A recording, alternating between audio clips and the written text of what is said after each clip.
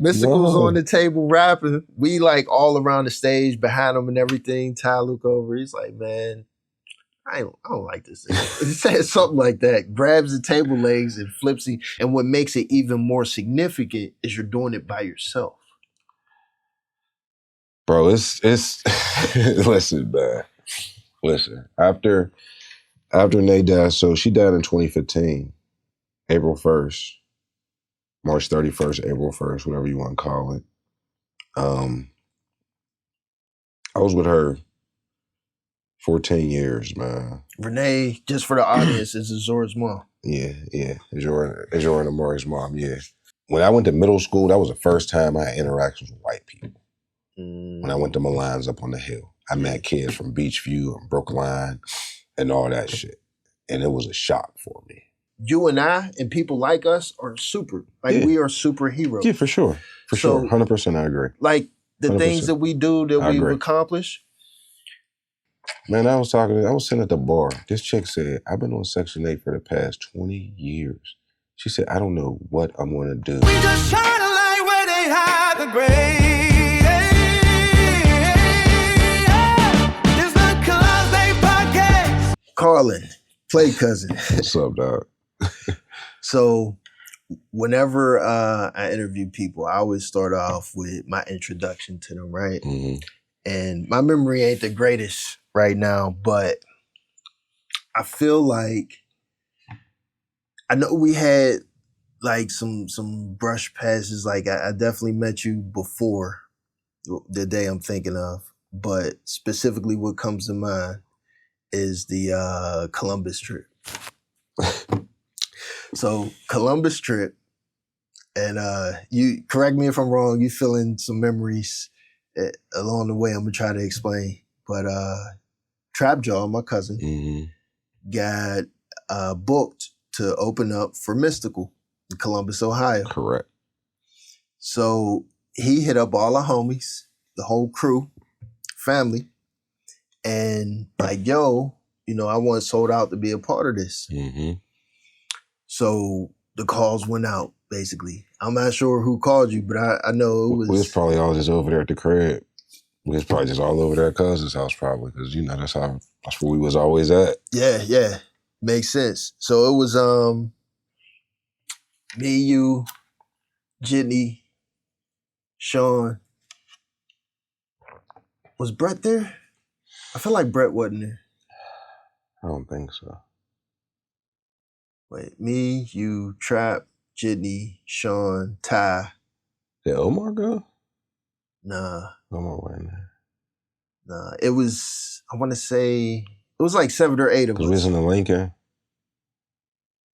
Lincoln. Trap drove up there too. Yeah, in the Lincoln. Yeah. We get a flat. Yeah. Right next to Bridgeville. Matter of fact, we took the Bridgeville exit to get it changed. So we go up to Columbus. And when we get up there, it's crazy because niggas ain't rich. We ain't got a bunch of money. We trying to get a hotel to stay at. Mm. And luckily, the lady at the hotel was like, I got the perfect room for y'all. It's like one room with like 9 beds in it.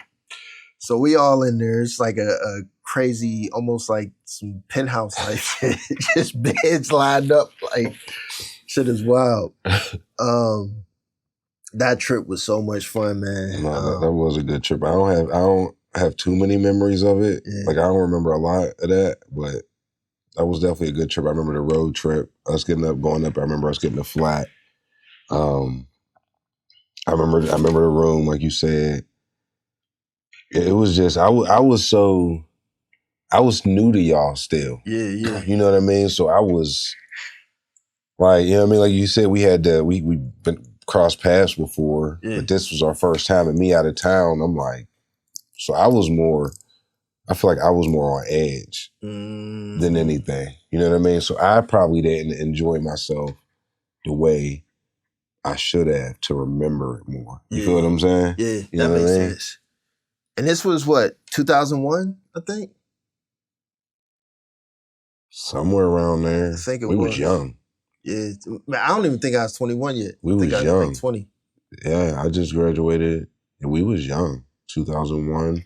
Which is crazy, because we all had bottles in the club. Yeah, because I just graduated in 99. Yeah, we was young. We had no business in them places, dog. We had no business in there. Yo. We had no business in there, man. Crazy. But it was wild because, yeah, so we opened up, we performed like whole crew, opened up for Mystical. Ty, rest with God, our brother, flips Mystical off the table. See, that's what I mean. No, man. Yo, Mystical was on the table rapping. We like all around the stage, behind him and everything. Ty look over, he's like, man, I don't like this thing. He said something like that. Grabs the table legs and flips it. It was like a table almost like this, but lower. Like, for real? No, see, that's what I'm saying. I was so on edge, bro. Like, man, we had a bunch of chicks. Well, no, it wasn't a bunch. It was a couple chicks who was going to come back to the hotel room, and Jitney messed that up. I remember. That I remember. Man. Yeah, them was good times, man. Yeah, we definitely been through a lot, from the music to streets to the music. Yeah, like it. And we really could have did something with that music, man. We really could have. We just didn't know how to do it. Yeah. We just didn't know how to do it. We had everything, man. We had everybody in place. So. Okay, you just opened something up I wanted to talk about. So I agree with you. You said that, right? So my contribution to that, I don't know if you remember.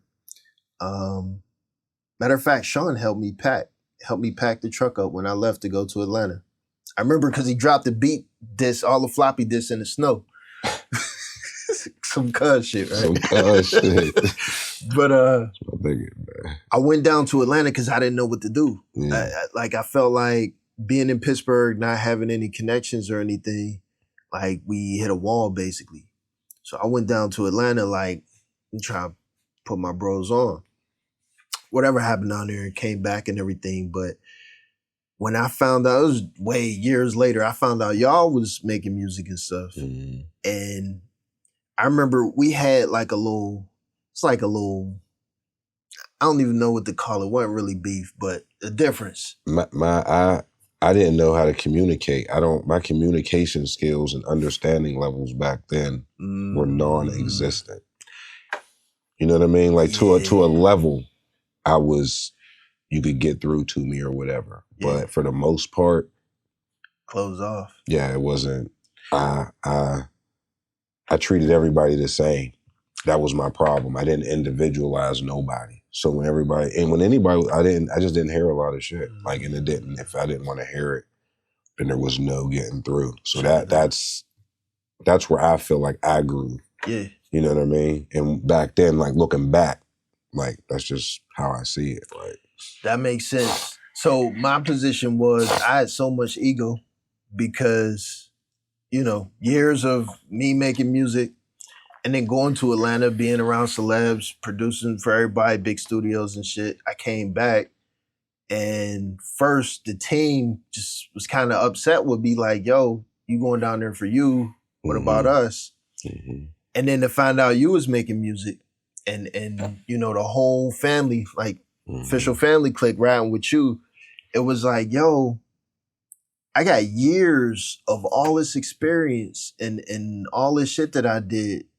Why wouldn't y'all come to me and be like, yo, put us on with the information you know? So for me, we weren't never super close like that for me to even, and then me, I wasn't a big, I'ma just do it. You know what I mean? Like I'ma just do it. You know what I mean? Like I had a couple of dollars. I seen that they had the talent, even from whenever they used to, man, we used to skip school every day. They be in there making songs on causes with the pressing play and record. Yeah. You know what I'm saying? With the headphones. Like they be in there rapping. They always, man, uptown on the corner one time in front of Stoney's, we was out there drunk in the rain, nigga rapping, just out there freestyling. You know what I'm saying? Like they had it. Like they had it. Yeah. I couldn't do it, but what I could do is use my resources and what I knew and push it behind them and get them to where I believe they could get to. And I used to always tell them, like, when it comes time, they gonna want y'all. They ain't gonna want me. Yeah. You know what I'm saying? They gonna try to get y'all away from me, if anything. You know what I mean? That was the difficulty that I was having, because it was like, yo, these is my dudes. Like, they doing basically something that I felt at the time I was unable to do. And I remember, I think it was like West Virginia or something. Y'all did a show. Something y'all did that I felt, and this was my problem, like my ego issue, where if this is a problem of mine for the longest time. I always want to give unsolicited advice that like people ain't asked for. And me, I would feel like, oh, you doing it wrong, and then get all upset. Like, why are you going that way? You supposed to go this way. I see what you mean. Know what I mean? Yeah, I see what you mean. Definitely wrong. Regardless, everybody is entitled to their own experience, understanding, or whatever. Like you said, with the communication, like, I didn't know how to communicate that shit clearly. We was young, man. Like, we was kids, bro. Like, literally, we was kids. Like, we were grown, but we were still kids. Like, we were kids. Yeah. Like, you know what I'm saying? We was kids. Like, regardless of how. Just imagine, though. Bro, we'd have been, we could have been, we could have did what Suge, Diddy, Dre, or we could have did that. I'm not even like trying to make it seem like that, because it's us. We had everything in place. We just didn't know how to put the pieces of the puzzle together. Yeah. We didn't. Yeah. Like, Uptown writes the best hooks. Like, get that nigga. This nigga writes the best hooks. Now we got songs. Yeah. Like, now they in the booth. Boom. That quick. And the music that they made, we can put on right now. It's timeless music. Yeah. Yeah. Even the stuff we did back at timeless the whole music. Sold Out thing. Like, timeless music. I've been thinking about putting out all those old albums with this, and with the AI stuff. Like, I could remix the beats and everything, bro, and put brand new jams up. Bro, we just hit a wall. Yeah. You know what I mean? We just hit a wall. Life start happening. Yeah. You know what I mean? And the money start running low, and had my kid, and I gotta go, and I gotta be a dad now. Like, I'm still down for the cause and all that, but I mean, I got the shit tatted on me. Like, I gotta be a dad. You know what I mean? And that's where it kind of, I couldn't see myself giving my kid my all and giving all my money and time and energy to the music and to, you know what I mean? So I say I was very slow to mature on that concept, where I had my first son, I want to say I was 25, maybe 2007, 2006, something like that. 2007, before, January 2007, before I turned 26. It took me all the way until like 2015, like all those years of my kids' lives. And I had like a kid every year. It took me all of those years before I finally realized I can't serve two masters. Like, I can't be an efficient father and chase my music, because like, I'm barely trying to do both, failing miserably at both. And it was like, dog, you got to pick something. And that's literally when I retired. You got to pick something. Yeah. You got to pick something. Like, if you want to be the parent, the dad that you want to be, not saying that you can't do both, because there's parents that do both. I don't know how, but they do it. But for me, the parent that I wanted to be, I couldn't. I just couldn't. And then again, the money ran low. I left the streets. The streets, things start happening. Everybody around me was going to jail. I feel like the reason I didn't go to jail out of all of us, because I had Renee. I feel like she was my angel on earth. Like, she saved me while she was here. Like, if I didn't have her to go home to, because, you know, before Azura was Amari. You know what I mean? And everything I do for Azura, I was doing for him. I was at his football games. I was coaching his team.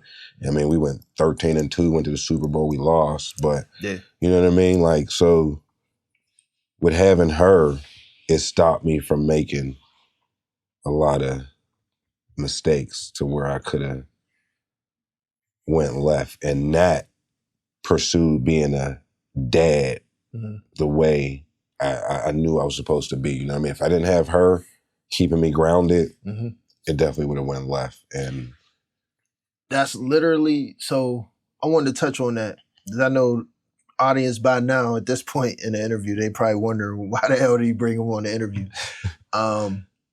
Besides, you know, you being my brother and us doing the music stuff, one of the main reasons why I wanted to get you on here is because you are one of the top fathers, Black fathers that I know. I appreciate that, bro. Like, and I mean that I appreciate wholeheartedly. that, bro. I do. Man, seriously, that. So for me, I tend to, like, I gravitate towards, you know, warm-hearted people, realistic, authentic people. But at the same time, I guess it's realistic in terms of the father that I would like to be myself. So it's like if I could look at somebody or at their life and feel like yeah, that's a vision of a father I could be. It's realistic in that there's flaws. There's ambition, you know, there's a lot of drive and resilience. There's failures, of course, because realistic. Right. So when I say like top realistic, my role model in terms of being a father, I don't necessarily mean perfect, but to me it's close to perfect because it's authentic. And I say that because every time we get together, we talk about our kids. I mean, you tell me, man, Azura did XYZ, and you on Facebook posting, you know, y'all taking trips together. Azura, what you want for dinner? Spaghetti, man. Kids is tripping. I mean, and I'm seeing all this in real time. And because I know y'all, it's like, it's crazy to think, because it's contrasted against every other father I know. Right. And not saying that every other father I know is bad. Right. I just don't see that level. And what makes it even more significant is you're doing it by yourself. Bro, it's listen, man.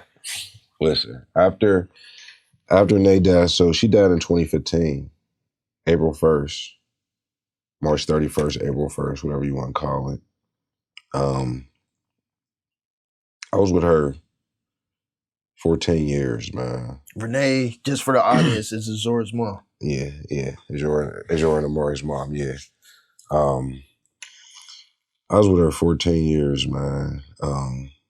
Like I said, she was an angel. She walked into my life like an angel, and she kind of left like an angel. But after she passed away, I didn't know who I was. I was lost. Like, because for all those years, I was the man she wanted me to be. You know what I mean? Yeah, I would still fight back and try to be resilient and do my own thing. Right. But for the most part, for those 14 years, I was who she wanted me to be. So after she passed away, not only do I have a 6-year-old daughter, but I got a 16-year-old son. And I'm the only dad he knows. I didn't know that, actually, that she was Amari's mom too. Yeah. So I mean, before Azura was Amari. Yeah. And that was the reason she gave me Azura, because she saw the father that I was to Amari. She saw how I loved him. She saw how I made sure I came home to him. She made sure she knew, like, she didn't have to tell me to do nothing with that boy. Right. Like, I did for myself, I did for him. I bought myself a video game, I bought him a video game. You know what I mean? Like, yeah, it was material stuff, but that's what I was doing at the time. You know what I mean? I had the money. And I love myself for the way that I had what I was doing for my kids, because as a grown adult, Amari, he told me, we was working together. He told me that all them years he thought I was selling weed. And I love that. I love that. Because I thought I was sloppy. Yeah. I thought I was doing too much in front of my kid. Yeah. You know what I mean? Like, I was busting moves at his football practice, at his football games. Like, you know what I mean? Like, taking real risks. Like, you know what I mean? But it was all for my family. I wasn't out here with the big rims and the speakers and we went to the club and did all that. That was our time. But other than that, I was taking care of my family, my house, my mom's house, my nana's house. Like that's who I did it for. Right. You know what I mean? So, but after she passed, I sat in that room down on Ladson Street, bro, for 3 years, just depressed. Just only thing I did was went to work, made sure my kid had clean clothes, went to school, was fed. I watched the same 3 movies: Paid in Full, Next Day Air, Life, All About the Benjamins. Why those 3? Any relevance? That's what was there. Them was just my comfort movies, bro. I don't know. Like the Paid in Full because we lived that life. Yeah. The Life because it was funny. Next Day Air, you know, the relevance of that. Just I don't know, but those was my comfort movies. And but one day I'm sitting there looking at my daughter, bro, and I'm like, she's 9 at the time because her mom passed when she was 6. She's about 9, about to be 10. I sat there and I'm looking at her and she was so happy. And so she was just happy, man. And I'm like, yeah, I can't let her see me. I can't let my daughter grow up seeing me like this. Right. I'm no good for her like this. Like, I can't. So that's what made me leave Ladson Street and move to the place that I'm in now. Okay. I found that place by the grace of God. Like, that was the grace of God that helped me find that place. And I had people in my life that were willing to help me because they knew everything that had just happened and whatnot. Got us in there. And then once I got in there, I still ain't know, bro, now, because all them years, I had Renee. Yeah. I was giving her the money and she paid the bills. Now I got to be responsible for paying the bills, grocery shopping, doctor's appointments, dentist appointments, buying toilet paper, buying toothpaste, buying soap, bro, buying garbage bags, laundry detergent. So was all of that like a shock or? Bro, I never realized how much Renee did until she was gone. I never realized it, bro. And I took her for granted. And that's what I had to overcome and realize and understand that she loved me. Right. She forgave me. She wouldn't have been with me if she didn't love me. If she didn't understand me, she could have been with anybody that she wanted to be. She came home one night. I'm going to try to make this quick as I can. She came home one night. She went out with her cousin. I was in the crib asleep because, I used to be at home playing the game. I ain't want to go out all the time. She wanted to go out with her cousin. Go ahead. Yeah. She would call me 1, 2 o'clock to come and get her. This particular night, she came home, woke me up. She's like, babe, guess who just tried to talk to me? Now, normally, if it was somebody, she would tell me, but she would say not to say nothing because she would just want me to know who's around me. This particular time, she's like, guess who tried to talk to me? I'm like, who? She was like, a Stiller. I was like, what? I sat up. I'm like, who? She was like, I didn't know who it was. She was like, I was walking past him and he gonna grab me and say, you coming home with me tonight. I said, she was like, what? She was like, I got a real man at home. I was like, fuck all that. Who was it? She said it was Plexico. This is when Plexico played for us. Oh, shit. I was like, so you telling me you passed up a millionaire to come home to a nigga to make a couple thousand? She was like, babe, I love you. She was like, you're a real man. You take care of this family. She was like, I'm not no groupie. She was like, I'm not no groupie. That should mess you up in the head. Bro, messed me up. So she could have did whatever. She was beautiful. She could have had anybody. So she and her best friend told me, like, Karlin, she forgave you. She loved you. Like, and that made me feel better because I know they talked about everything. Yes. You know what I mean? So once I forgave myself is whenever my journey started of getting better. Yeah. And remember, I was working at the plumbing heating place. Like, I'm doing customer service. I was a manager out there. I'm a dishwasher. Bro, I did whatever I could to make sure that I could provide for my daughter because I got PTSD from my childhood. Growing up, no lights, no gas. You know what I mean? Mom did the best she could. Fucking right, she did. She was young when she had me, though. So just that put me on a different mission. Yeah. Like I can't let my daughter experience what I experienced. Right. No fault to my mom or nothing like that, because of course she did the best she could. But now I see where she kind of went wrong at. So now I gotta go the opposite way. You know what I mean? And let me ask you something. Just not to shift the conversation, but just get your thoughts on it. Do you feel like that's like a what's the word I want to use? Survival? Like that PTSD from when you was a kid for sure. to now, it translates into like living to survive, like being in survival. Yeah, most of us are on survival mode. You feel like it's healthy?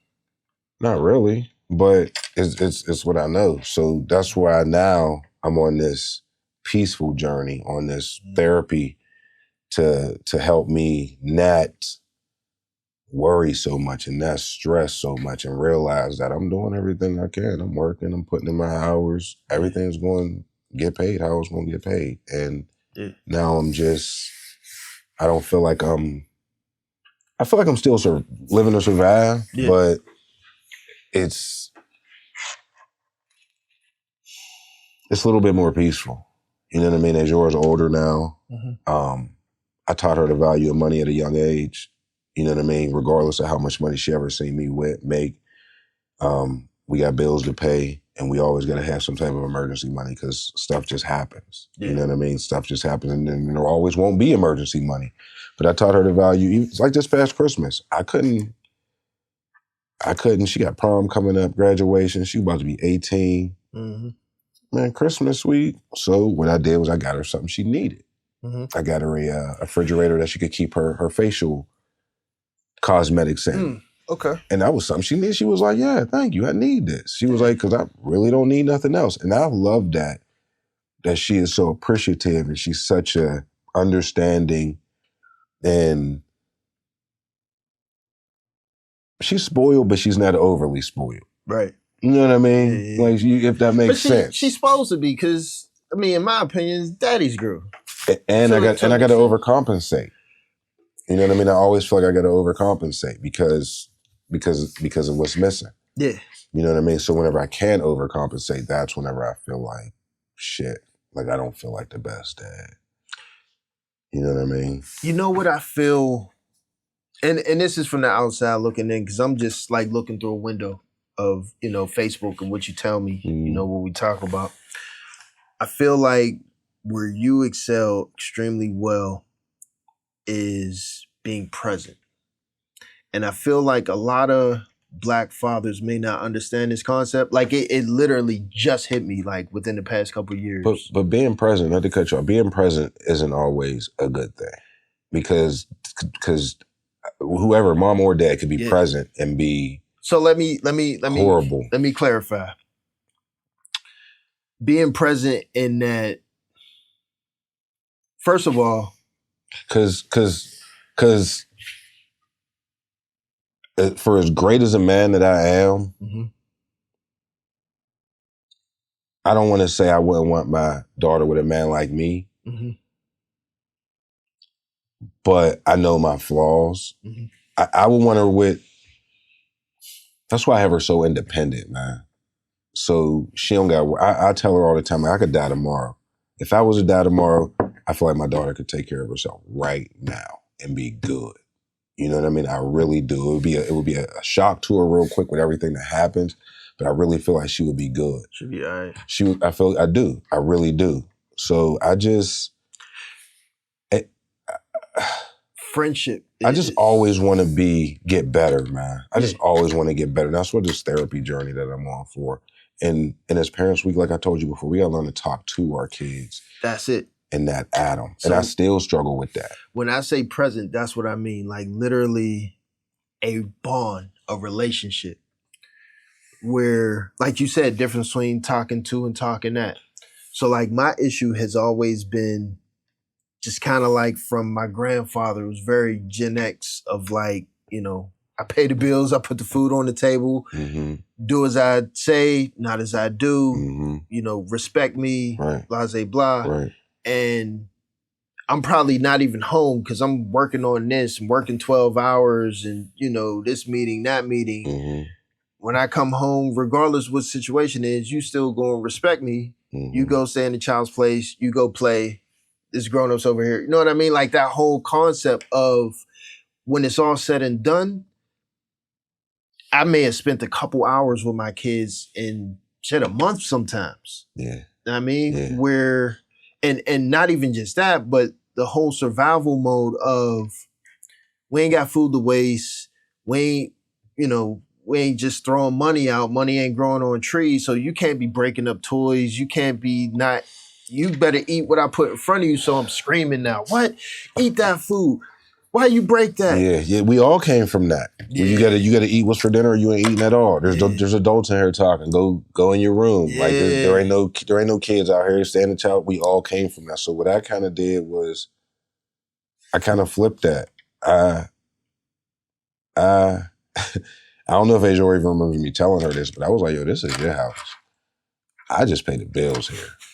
This is your house. Yeah. You know what I mean? Like, when she asked me if she could have company, yeah, you can have company. I'll either leave or I'll just stay downstairs in the living room. You know what I mean? I tell any parent I come over, I just smoke weed, but I'm here. You know what I mean? You got a problem with but you let her bring bills in the crib? No. Just check it. No. Just her girlfriends. She's still this prom thing is the first interaction I'm having with her with the boy. Okay. You know what I mean? And this is tough for me, bro. Like this is tough for me. Like I seen her the other day, she had a hoodie on. I'm like, where the fuck you get that hoodie from? She like, it's my hoodie, I bought it. I'm like, to myself, I'm like, yeah, all right. Is she actually dating the dude? No. She hasn't came out and said it. No. As far as I know, they're just friends. Did you give her friends. Like permission to date? Books before boys because boys bring babies is what I've always told her. So, and I try to be as real with her as a dad as I can. So when she was younger, she wasn't exposed to too much. Now that she's a little bit older, I still don't expose her to a lot, but she sees now. She sees how I move. She sees how I've been moving these past couple of years ever since my last breakup or whatever. So she's like, okay. And I'm like, yeah, this is when you're single, like, yeah. You know what I mean? So I just wanted to be careful, and I let her know that there are no redos. Yeah. There are no redos. I'm not a big fan of our medicine, our medical, and what something might do to her long term. Yeah. So I just tell her, like, what you do now can impact the rest of your life. Yeah. So think about what you do now wisely. Yeah. So it doesn't hinder what you got going moving forward. You know what I mean? Like I can only, because my biggest fear is, like, I don't want her to fear me. I just want her to respect me. I don't want her to fear me. And she's still scared to say certain things to me. I would be scared to say certain things to me. That's what therapy is for. That's what I'm going to therapy for. So did you ever have, or was there abundance of moments where you're like yelling, screaming? All the time. Irate? Yeah, all the time. That's all I used to do. And even now, sometimes, like she'll say something to me, and my initial, I'll be like, what? She'll be like, why are you yelling? I'll be like, dog, I'm not yelling at you. Yeah. She'll be like, yes, you were. You were just yelling. So my initial... Even that right there, though, like the response, why you yelling? Like that is it's a respect thing, but that lets me know how much of a relationship y'all have. I be needing her to check me sometimes, like, cause I don't want her to feel like no man could just yell at her. Yeah. If, you know what I'm saying? Like, if I'm just yelling at her now, when she get in a relationship, she gonna think it's okay for that nigga just to yell at her. Did she ever had a moments where she like roll her eyes and suck her teeth? Yeah, she'd stomp up the steps, slam the door. Yeah. But I pick my battles. I pick my battles, bro. I pick my battles. I see too many Facebook posts where little girls is missing. Yeah. And for me not to know where my daughter is because of a disagreement that we may have had, or she may have had a moment of her being mad and she slammed the door. This is her house. I told her it's her house. So now I might say something like, yo, quit slamming the fucking doors, or who you talking to? Now, sometimes I will, if she says something wild to me, I'll be like, yo, who you talking to? Yeah. And then she'll, I'm sorry, you know what I mean? But other than that, like, I try to have us, because me and my mom that's because me and my mom grew up together. My mom was young. So we have like a brother-sister relationship. Yeah. Now that we're older, we have a better mother-son relationship. That's interesting. So now I try to have that brother-sister relationship with my daughter, because I already got that dad-daughter relationship with her. So I just try to form that, you know what I mean? Like, I don't be asking her about what's going on with her and her friends, but if she tell me, I'll listen. You know what I mean? Like, you know what I mean? Like, she had an Airbnb party. She wanted Airbnb. I told her the only way she could have it if I was there. And she did it, and it was cool. You know what I mean? So I got to see my daughter in a different light. I'm like, wow, okay. But she was herself with you there? She was nervous at first. Yeah. And I had to tell her, man, go ahead, get out my face, man. Go be with your friends. Like, you know what I mean? And she was cool. She did her thing. And that took a lot for me, bro. Dude. And there was boys there. There was massive boys there. Spend the night? No, I ain't let no boys spend the night. Just all girls? Yeah, just to. Even still, for you to do that, like, being there, like, first of all, whatever you got going on, work, and if you wasn't working, sleep, like, for you to say, yes, we're going to book an Airbnb, I will be there to chaperone, but I'm going to mind my business and you go have fun. Like, that is huge. I just, because she's not so before for her birthday, I usually take her camping every year. Not camping but you know, the house down in West Virginia, take her and a bunch of her friends every year. That was our thing. We go down there, go camping, but it was more my thing that I put on her. But she enjoyed it.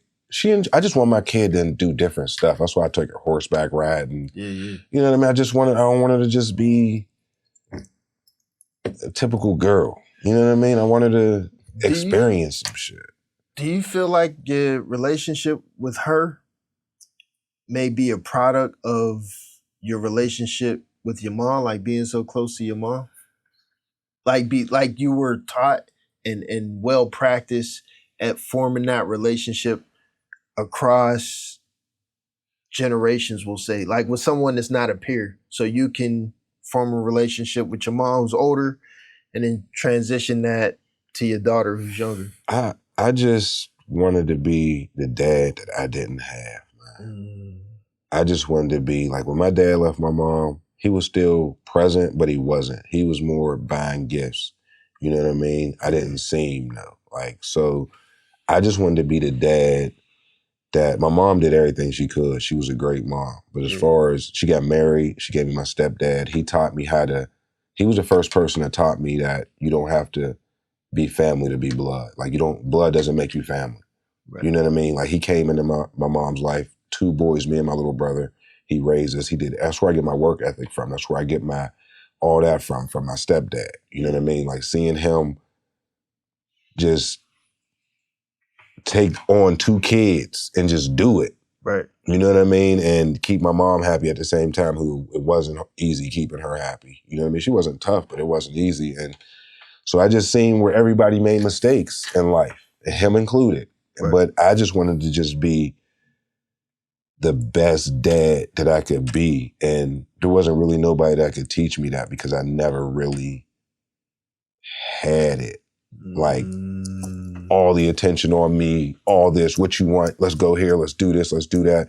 Like, me and Azure we did 7 cities in 7 days. Whenever how old was she? She had her braces, so she was probably 12. I feel like I might have seen that. Was that the day y'all took a picture? I think y'all both had the UNC Jordan 4s. No, that was Father's Day. That was a Father's Day. Okay. So this time was this was Trump's first time in office. We took a picture outside the White House. Okay. It was that time. We did DC, Maryland, Ohio. We went to Niagara Falls. We left West Virginia, so we started in West Virginia. West Virginia, Maryland, DC, Ohio, Oh, where did we go? We did 7 cities in 7 days, bro. I'm gonna have to look at the post. This is one city in Ohio? I think we did 2 cities in Ohio. I think we did 2 cities in Ohio. So you got to do at least 2 in Ohio. I mean, I hate Ohio. I think we did 2 cities in Ohio. I think we did 2. We did 7 cities in 7 days. Yeah. So I remember that. But I just wanted to do I never had that. Like the furthest I went was from Larimer to the north side. You know what I'm saying? From high school. You know what I'm saying? Yeah, I dig it.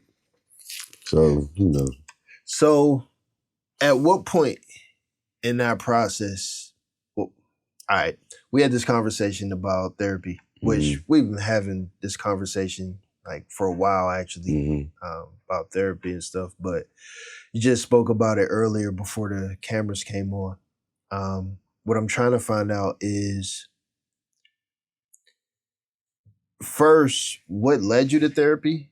But like, at what point in you being this present father would you say was your therapy run, like where you started? So like, were you like this before therapy?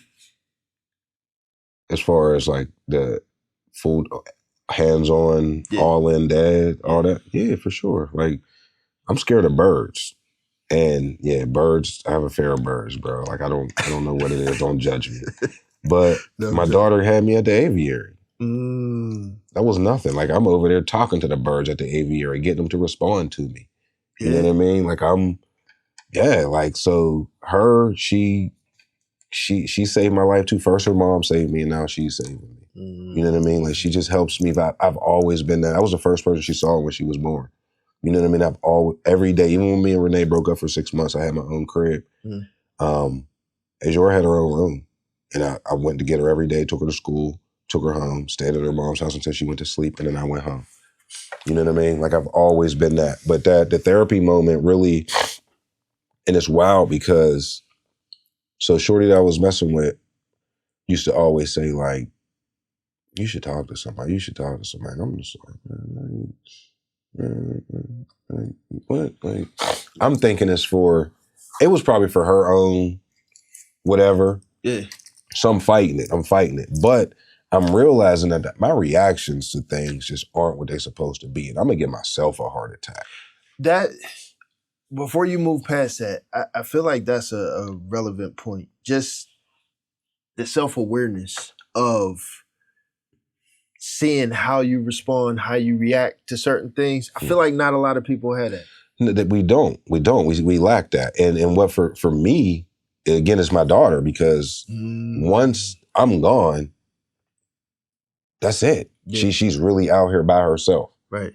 You know what I mean? She has my mom and all that, but as far as her parents, both of her parents will be gone. So now I got to dial this shit back and really not give myself a heart attack because I'm not reacting or I'm not listening and comprehending correctly. It's making me mad. I still lack it. I still suffer from it sometimes, but I'm so much better. So the way I hear, like what I hear from what you're saying is like, you have something extremely significant to live for, and a lot to lose. Yeah, for sure. And another biggest fear of mine is she's about to be 18. Yeah.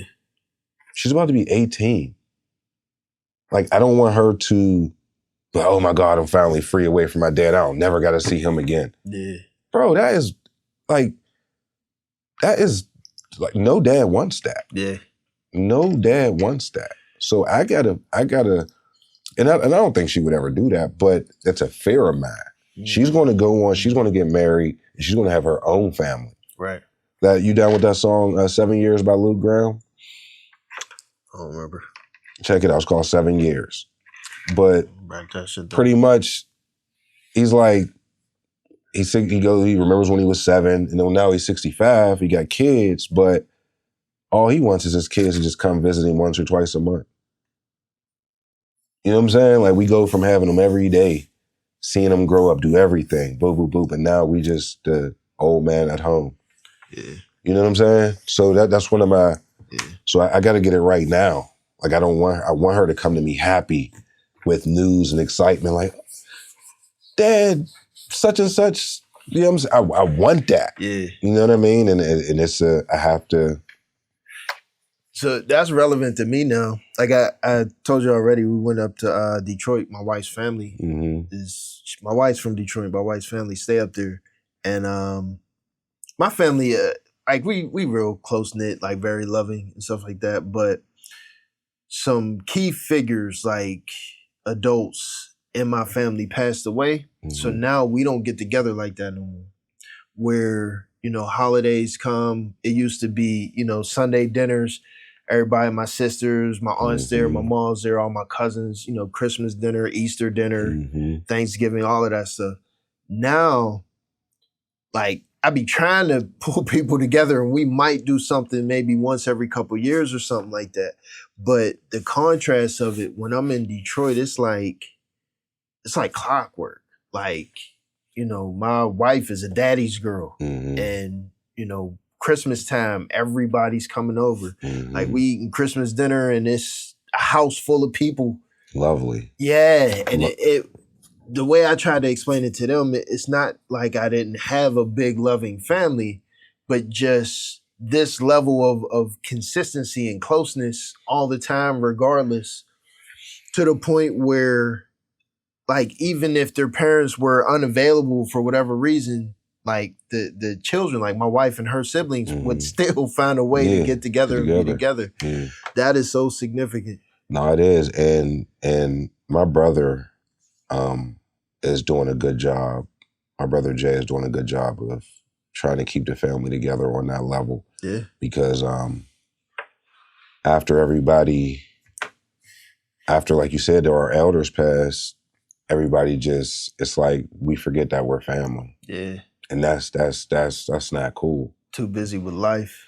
But we're never too busy with life. Yeah. You know what I mean? We can't be that busy with life. I mean, that's the excuse. That's the excuse, though. And I get it. Some of us are super busy, but everybody was busy back then. You know what I mean? My aunt was a teacher back then. My uncle was flying all around. He working for U.S. Air. But when it came time for us to be together, we was together. You know what I mean?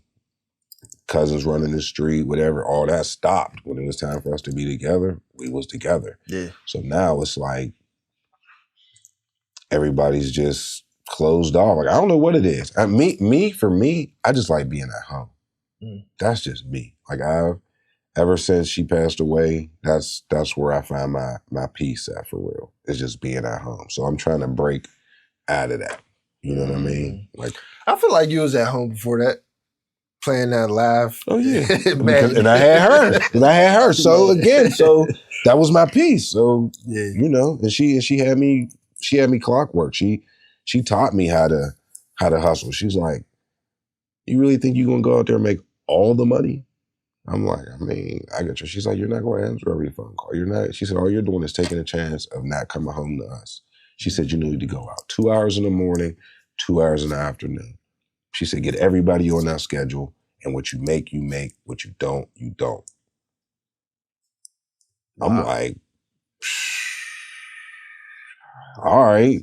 Took a while to get everybody on board, but I got everybody on board. And that's how I was in the house all day. That's how I was always with her all day, family, all day, football practice. Didn't matter. I was there. I never put making money before my family. That's how I really feel like I survived. You know what I mean? Honestly. That's dope. So now hearing you like tell these stories, I'm thinking about that time that I came over. I don't know if you remember, we had like a meeting. You probably don't remember. We had a meeting in, is it Highland Park? No, not Highland Park. Where was it? Stan Heights? Did you live over there? No. I was on the south side. If it was a house was a house with a bunch of steps. You and Renee, yeah, bunch of steps. That was on southern. It was across from like that daycare center. Maybe. We had the kitchen in the back. We had that little back porch. Yeah. All I remember, I came upstairs. It was all of us in the living room. We was talking about something, music-wise. I want to say it was the very initial first run of putting the AFC thing together. Yo, she was so detrimental in that. Yo, she like, to hear her talk, when she would like she was in like on the meeting, why don't y'all do this, why don't y'all do that? And like hearing you talk about it now, like yeah, I can see it now. Cause like I met Renee, I was around her, but it wasn't like we was around each other all the time and stuff. But now like I had this picture in my head of how she was. Bro, she was burning CDs. She man, bro, listen. Wow. She plays such a big role in just in my life, period, man. Like for real. So that's another reason I try to go so hard because I don't want to let her down. Yeah. I have a real fear of whenever I get to heaven and I see her that I'm not, you know what I mean? She's gonna be like, why'd you do this? Why'd you do that? I want her to be like, you did everything right. You raised our daughter as if I were there. Like you, that's really, bro, I promise you, that's the reason why, I just don't want to let her down, man. Yeah. Like, I don't. But now I'm on this, I know she wants me to be happy though. So I'm on this journey to find my happiness. You know what I mean? To love again, to be loved again. You know what I mean? Like I just said, my daughter's not going to be around forever. You know, she's going to go do her own thing. She's going to go off to school. I'm going to just be at home, me and my dog. You know what I'm saying? So that's where I'm at now, man. I'm on this. Therapy is going to get me better so I can communicate, comprehend, understand the partner that I'm dealing with, let them understand me. You know what I mean? I'm going to know how to react better. I won't react at all. That's my goal, to whenever something is said to me, there's just no reaction. I just boop, boop, boop, boop, and respond. You know what I mean? But back to it's all for my daughter, bro. Therapy is all for her. And I got into it. Like I said, my ex was talking that dumb shit, therapy, blah, blah, blah. And then once I start going, therapy's teaching me who I am. Because for 14 years, I was who Renee was. After she died, 3 years, I'm just in the house, just depressed. You know what I mean? Just not know who I am. So now these last 7, I'm finally, I tell everybody I was bent over. Now I'm finally starting to stand straight up. You know what I mean? And therapy does that, man. I suggest everybody go to therapy. You don't got to be depressed, taking pills, over anxious. We all suffer from it. We all have triggers in us that we don't even realize are triggers from something that happened to us as kids. We don't even know. We don't even realize it. What you say to the people that say they get therapy from, talking to their girlfriend? Or... No, that's bias. That's bias. I mean, I'm not saying that a friend can't be therapeutic to you and give you advice, but there's going to be bias in there.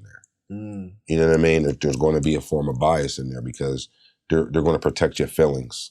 You know, because they know you. Yeah. So they're going to. I feel like, in a way, to a certain extent, like these days at least, people like want to be in their own echo chamber. Where like, and maybe that's like a clue that they need therapy because they need basically for people to not go against them, to not tell them that they wrong, that they should stink. Which therapists don't really do that anyways, right? No, they do. They tell you you're wrong? Yeah, they get paid to let you know. Like, so when I'll go into my therapist and I'll ask her, like I'll explain a scenario to her. Even with my daughter, I'll explain a scenario with her. And she'll say, no, you were wrong in that situation. You should have did this, or you should have thought about it. You should have counted to 10. Like you didn't think about counting to 10 before you reacted. You just reacted. You know what I mean? And there's other times where I'll say something and she'll be like, no, you were right on that. You know what I mean? So they have a job to do. But from that, I would say you have to have a specific therapist for that too. Like, so my first therapist, so everybody says, being a black man, that I should have a black man as a therapist. I've heard the same thing. Or a black woman as a therapist. Yeah. I want the best person. Right. I want the best person. So my first therapist was a gay white man. I knew he was gay. I didn't care. I have nothing against it. You're here to do a job, bro. Right. But he was more, he was more interested in me being a black man, being in public, how I was treated and all that stuff. Dude, why did I have the same exact experience with a black male gay therapist that just kept reiterating, oh, you have these problems and issues because you're the black man and you're the number one, this and that. It was kind of that thing. And I didn't even ask for him to be replaced. I didn't. It was something that happened with my insurance that he wasn't on there. So now I got to go. I got a better therapist. Mm-hmm. He was, we'll call him intermediate. Now I got what's over intermediate? Advanced. I got an advanced therapist now. Yeah. You know what I mean? So it kind of worked out better for me. And I feel like God knew that I needed that. Right. But me being in therapy, like I'm trying to accept it how it's coming and not go against it and be like, oh, this shit ain't working, man. I need to, I'm just trying to, because he has a job to do. Mm. So whenever it happened and I went from a man to a female, boom. It was easier. It was easier. Yeah. She knew my backstory and everything. And then it just flows. You know what I mean? It just flows. I almost feel like, and I might catch some slack for saying this, but just based on how I was raised and what Pittsburgh is culturally, like what Pittsburgh is culturally and what it has made me into, I almost feel like I need a white woman therapist.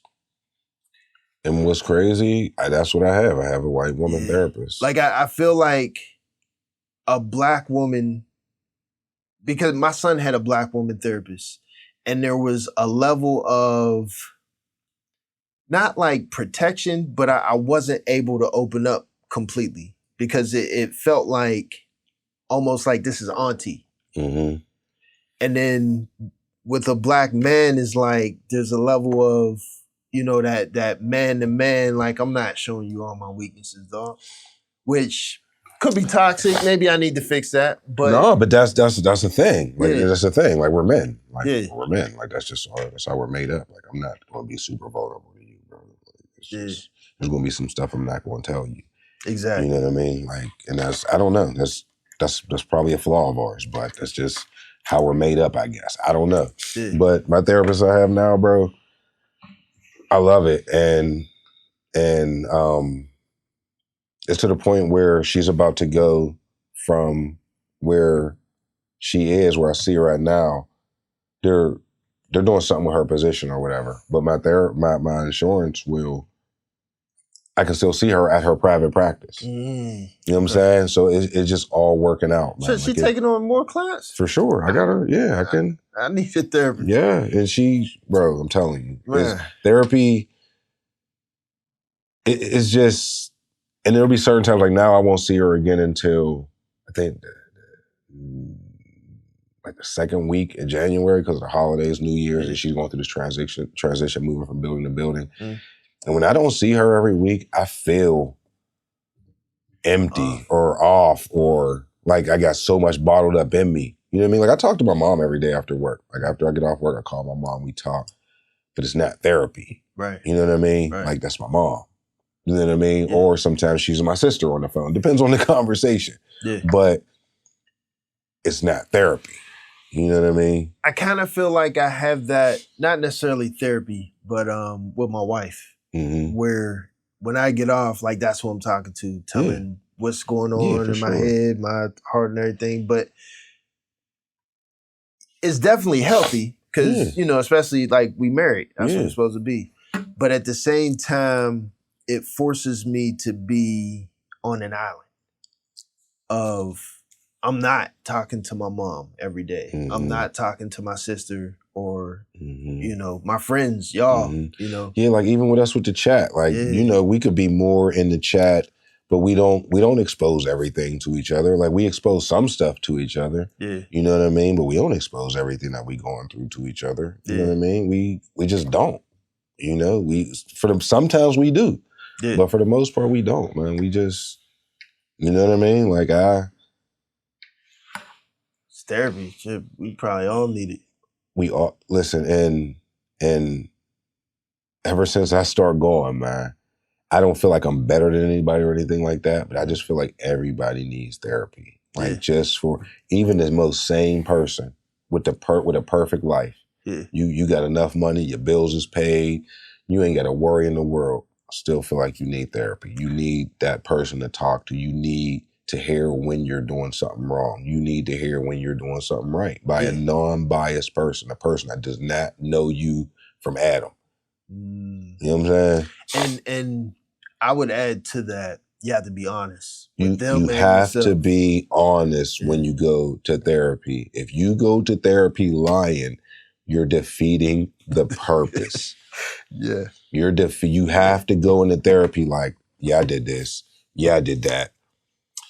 Yeah, I probably shouldn't have did that, but I did this. I did this. And like, well, why'd you do it? All right, well, this is what happened. And all right, do you think you could have reacted better? Do you think this? Do you think that? Or it'd have been like, well, you know, I might have reacted like that too, but we could have handled it different regardless. You know what I mean? Like it's not a person that knows me. Yeah. Over time, they get to know you. Of course, they get to know you, but they're doing a job. When you leave, they get the next person coming in. They're not sitting there thinking about you all day. Yeah. You feel me? Not trying to judge you and no shit like that.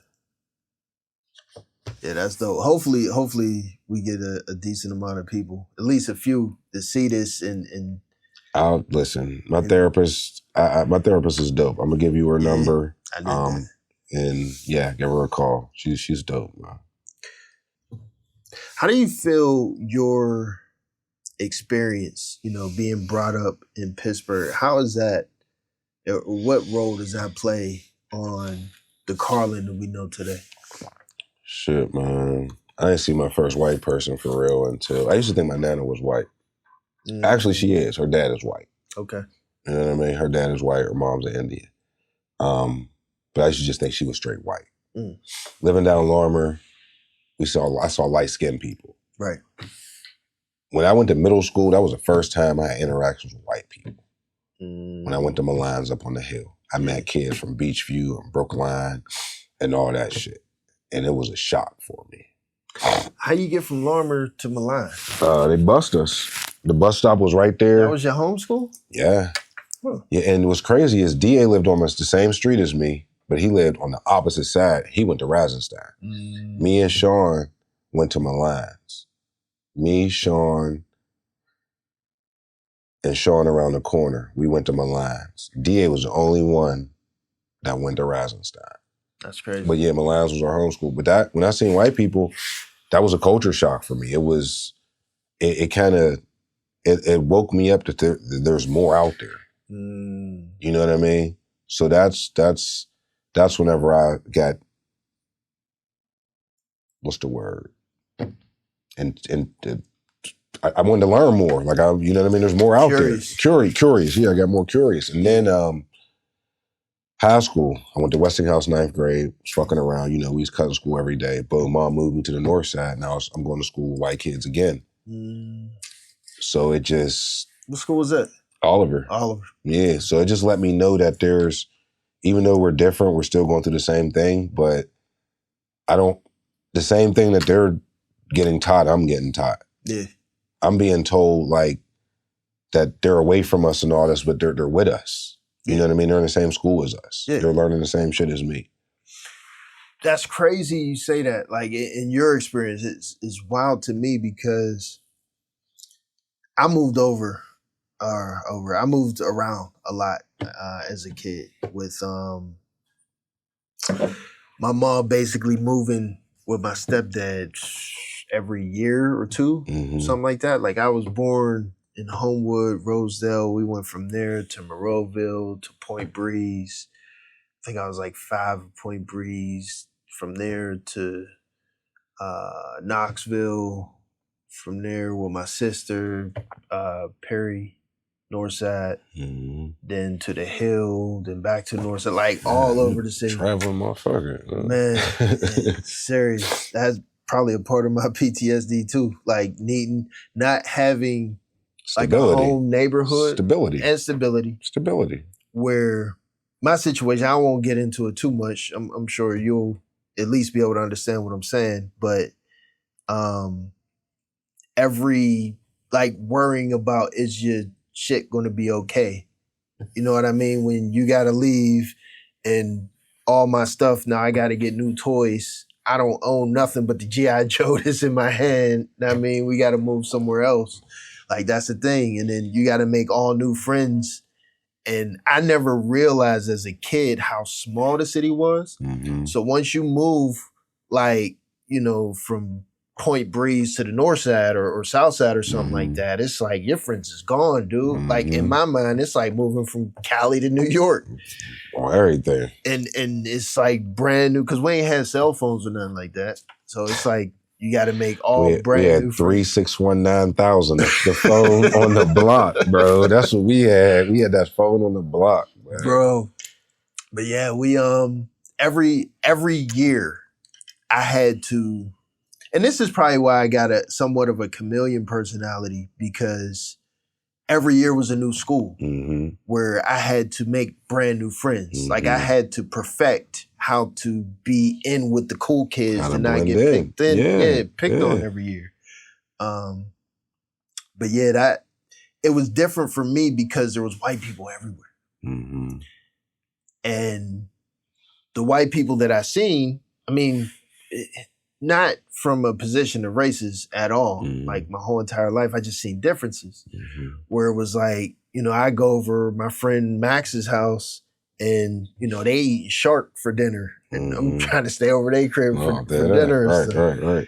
At home, you know, it's a little bit different. We frying up potatoes, sitting on the newspaper. We drinking powdered milk, and TV dinners.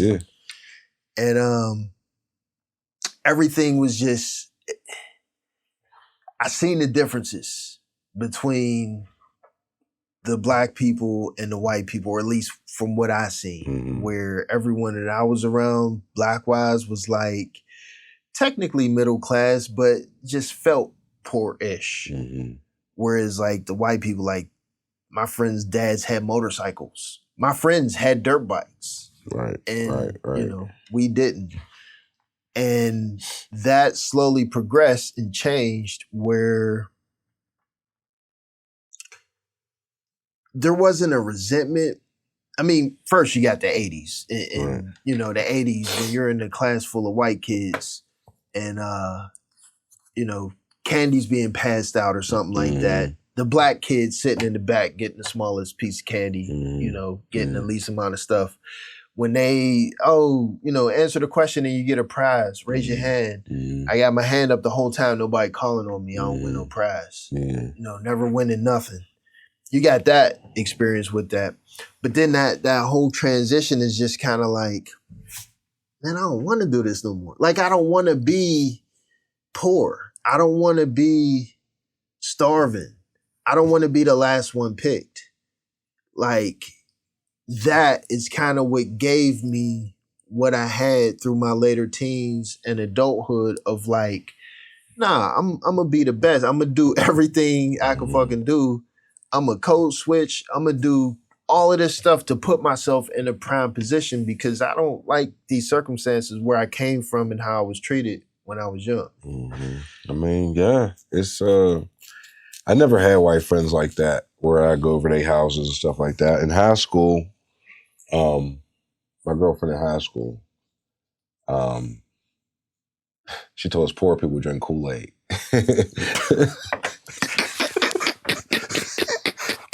Yo. She told us poor people would drink Kool-Aid, bro. But like, I went to her house, it was nice. Like, it was, you know what I mean?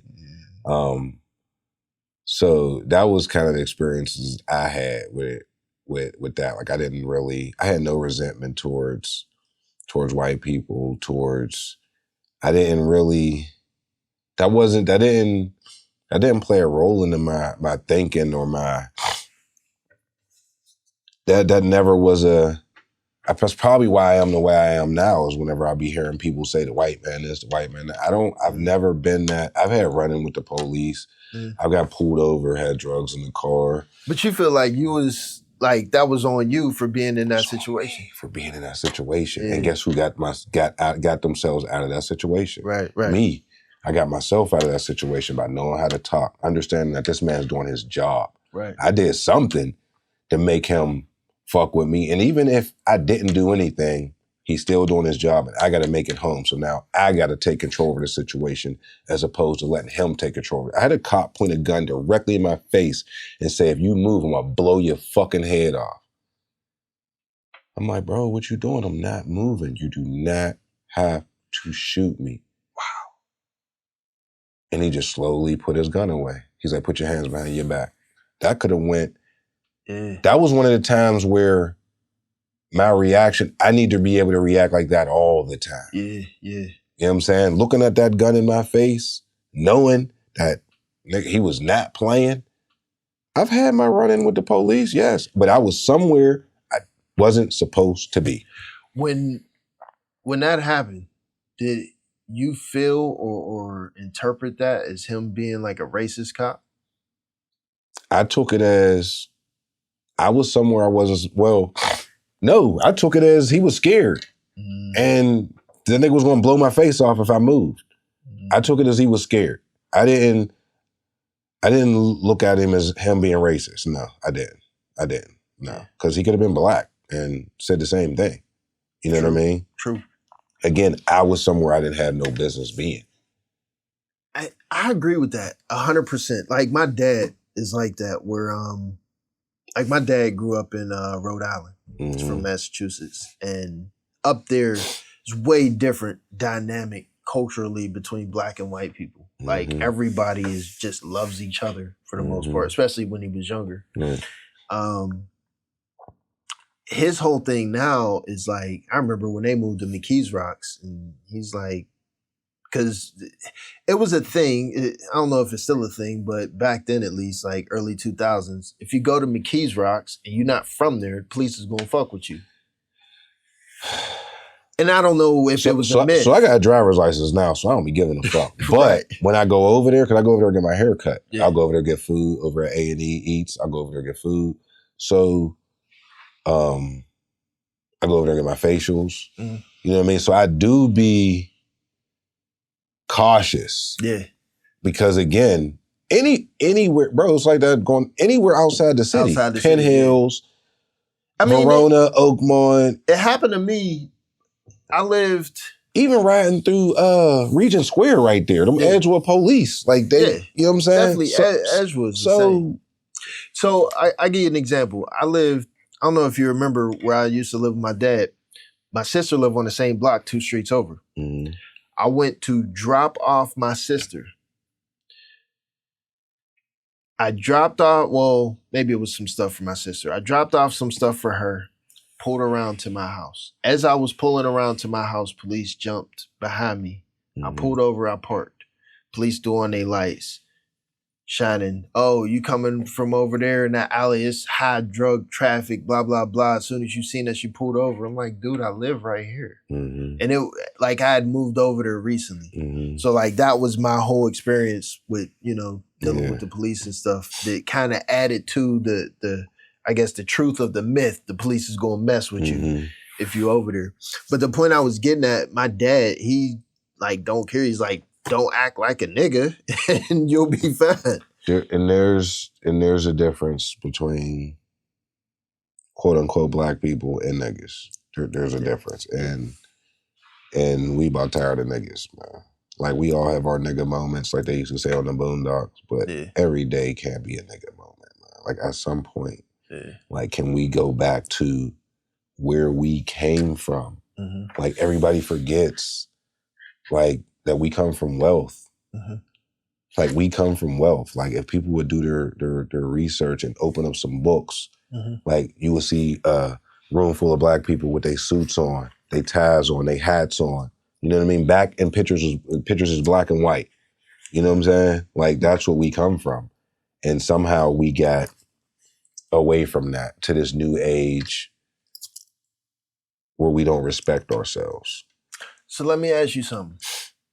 Can you blame someone that's ignorant, that don't know no better?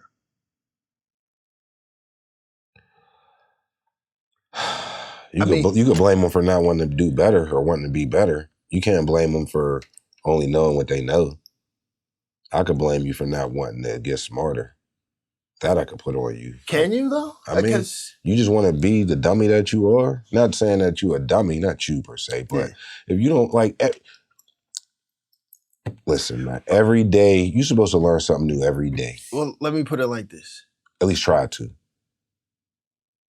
Do you believe there are some people that, based on how they were raised or who they were raised around, what situations they went through, may not be practiced enough or understand the concept of wanting to do better or wanting to learn more? So that are just it's either you want the cycle to continue or you want to break the cycle. Well, what I mean is you're smart enough to understand that, right? Mm-hmm. Imagine something that doesn't exist because you have no knowledge of it existing. So like back in, long before therapy, who was Karlin in, 2000, 2001? Nigga, I was angry as fuck.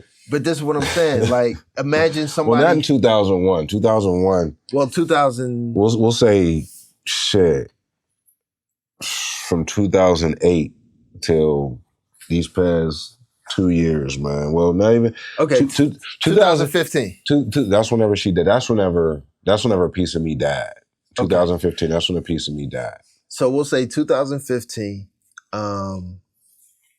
Somebody comes to you and they like, you supposed to be better than this. Like that same narrative, that same rhetoric of pick yourself up. You're supposed to learn. I was in that victim mindset. You don't know what I just been through. Can you put yourself in my shoes? I was in that mindset. But that was me. That's my point. Like, yes, but everybody doesn't snap out of it, I guess. And is it possible that there's someone or people that are in that mindset, whether it's victimhood, whether it's, they hold on to some PTSD from their past, their parents or whatever, and maybe through some avenue, walking some path, they able to reach that enlightened point, but they just haven't been able to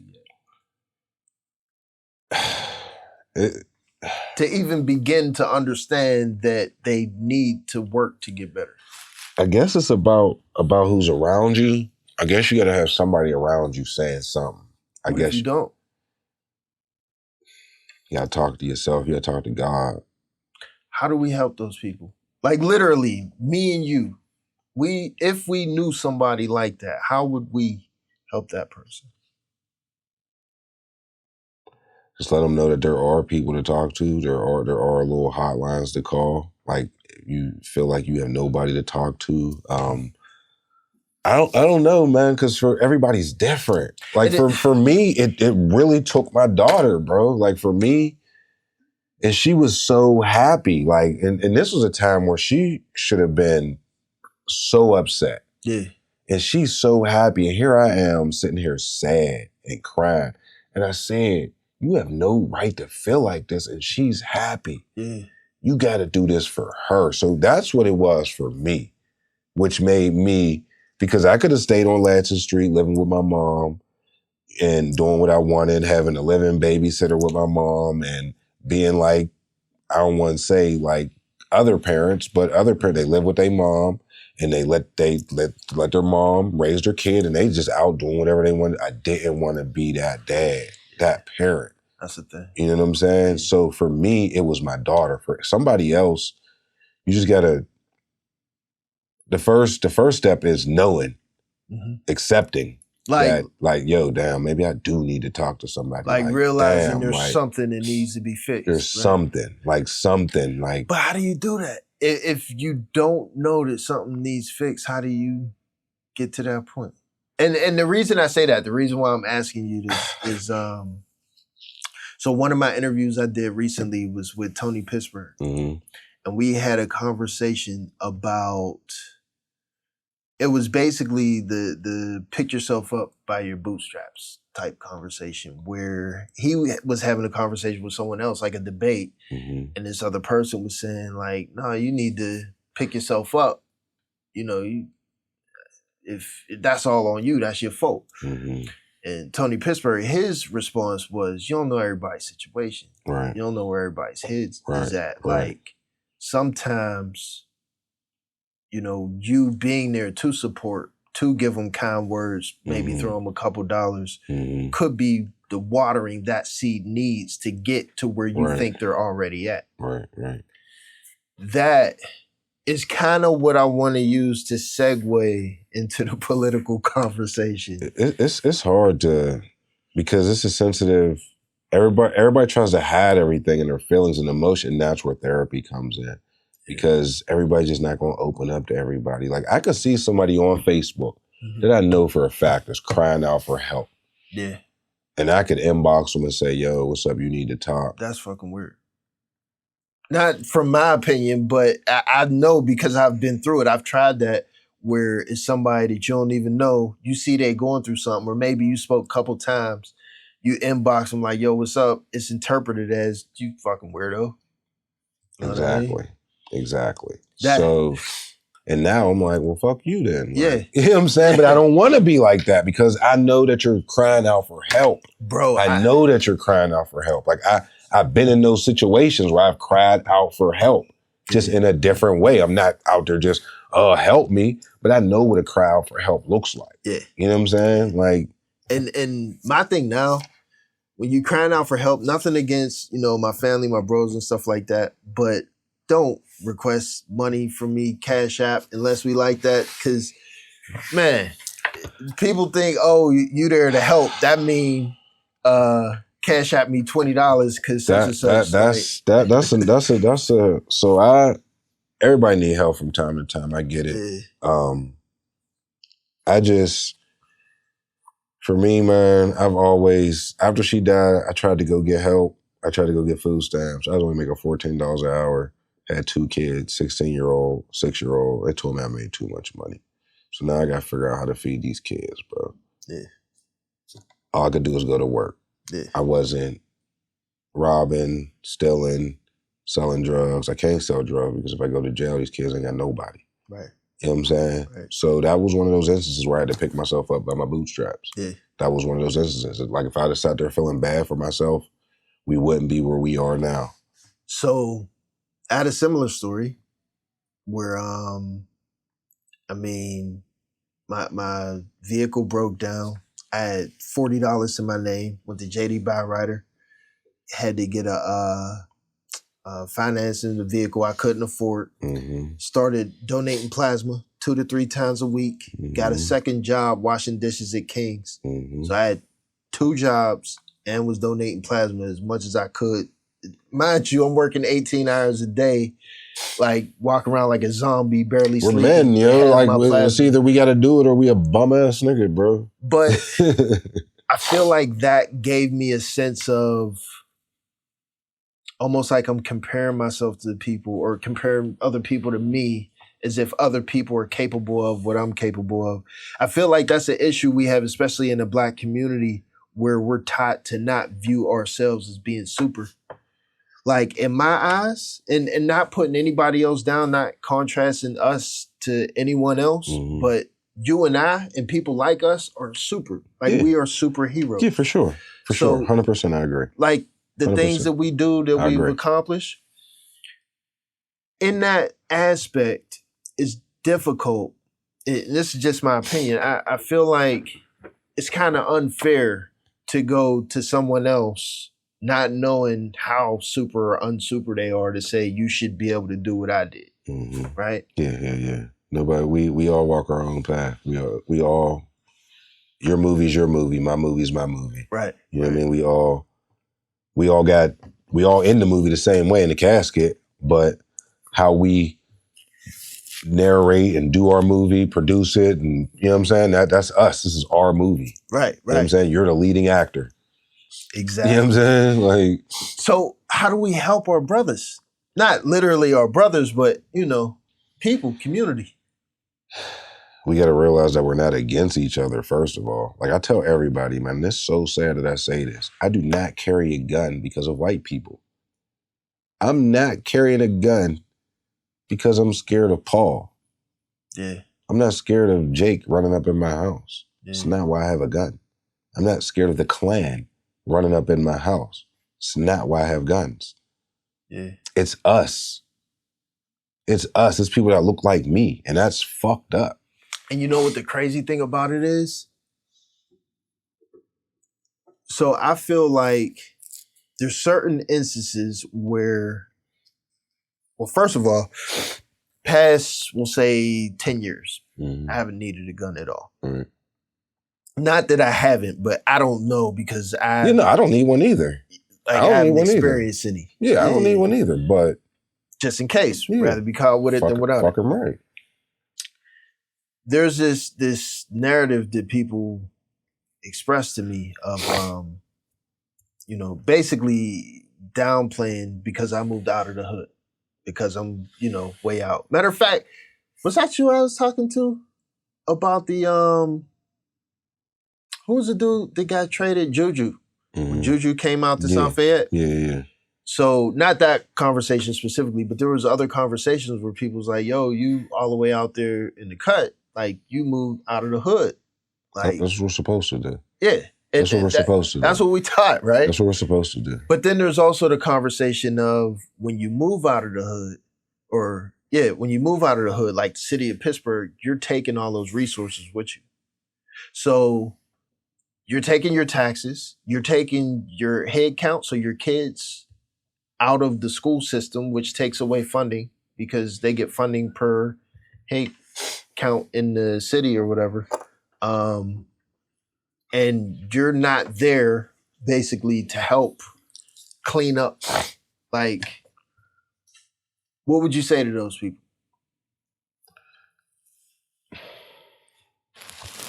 Like, do you feel it's at all your responsibility to give back and help improve the neighborhood that you grew up in? To a certain extent, but it's not your responsibility, no. I mean, if you want to do that, you go try to be the mayor or go get on the city council or something like that. That's the only way that you're going to truly impact your community directly. I'm not saying that you can't go out and have toy drives and clothing drives and stuff like that. You can do that. If you have the resources to do it, you can do it. You don't have to live in the hood to do those things. Right. NFL players don't live in the hood, but they go back to the hood and give away turkeys and have their flag football once a year. Like Brandon Marshall had his thing once a summer. You know what I mean? He don't live down Norman no more. You know what I'm saying? Like, nobody's saying nothing about him. So I'm not just saying him in particular. That was just some example. Yeah. So you can still live out of the hood and still give back to the hood if that's what you choose to do. Right. The hood, for me, I love the neighborhood that I'm from. It shaped me to who I am. But Lorimer almost took away two of my cousins.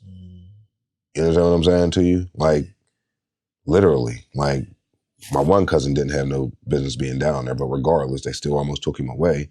And my other cousin was literally from Lorimer, like the heartbeat of Lorimer, and he was almost taken away by some Lorimer niggas. You understand what I'm saying to you? So it's one of those things. Do we stay in the hood to give somebody who looks like me an opportunity to kill me? Exactly. Or do I move so I can live my life and be happy and sit on my front porch and drink coffee and watch the fucking deer run around? Bro. You know what I'm saying? Like, you know me. I love nature, fishing, all of that. What are we talking about here? Like, you know what I'm saying? Like, I got a house surrounded by trees. I'm like, my kids go out and look for salamanders in the yard. We seeing the deer and the rabbits. Now we can go back now. If those two situations with my cousins, they both die. Now, where does that leave me and anybody else? Now, am I trying to take out these niggas in my neighborhood? Right. This is my cousins. Yeah. You know what I'm saying? That, like, real cousins. Like, you know what I'm saying? And it affect everybody down the chain. You know what I'm saying? So I love the neighborhood that I'm from. But even now, I'm trying to redo the house down there and everything, but I'm still so hesitant to do it because where I'm at now, it ain't no better. It's the hood, but it's not that hood. You know what I'm saying? It ain't that neighborhood. It ain't, and not saying the neighborhood that I'm in now is any better because it's not. I got crackheads 2 doors down. But the whole time I've been living there, those white crackheads ain't tried to break in my house one time. They look out for me as if I'm family. You feel what I'm saying? You know what I'm saying? Like, Yeah. so that's why I don't, that whole white, black neighborhood, you left the hood, that's a mindset. For the racism, I don't think it's white versus black. I think it's black versus black. White people love us. Not all, but majority of them love us, bro. Majority of them love us. But they're just afraid of us because we're misunderstood. I think it's cultural. I think it's cultural, but associated with color because black culture is associated with black skin. I'm going to say something, and it's going to probably sound wild, man, but white people know who we are, and we don't know who we are. That's the thing. That's why they love us so much, man. They know who we are, man. You think we don't know who we are? No, we don't know who we bro, we're told that we're identifying as black. Nigga, this is black. True. This is black, bro. So you think that's universal? Like, not just a Pittsburgh thing, but like black Americans. Yeah. African Americans. Yeah, we're not from Africa.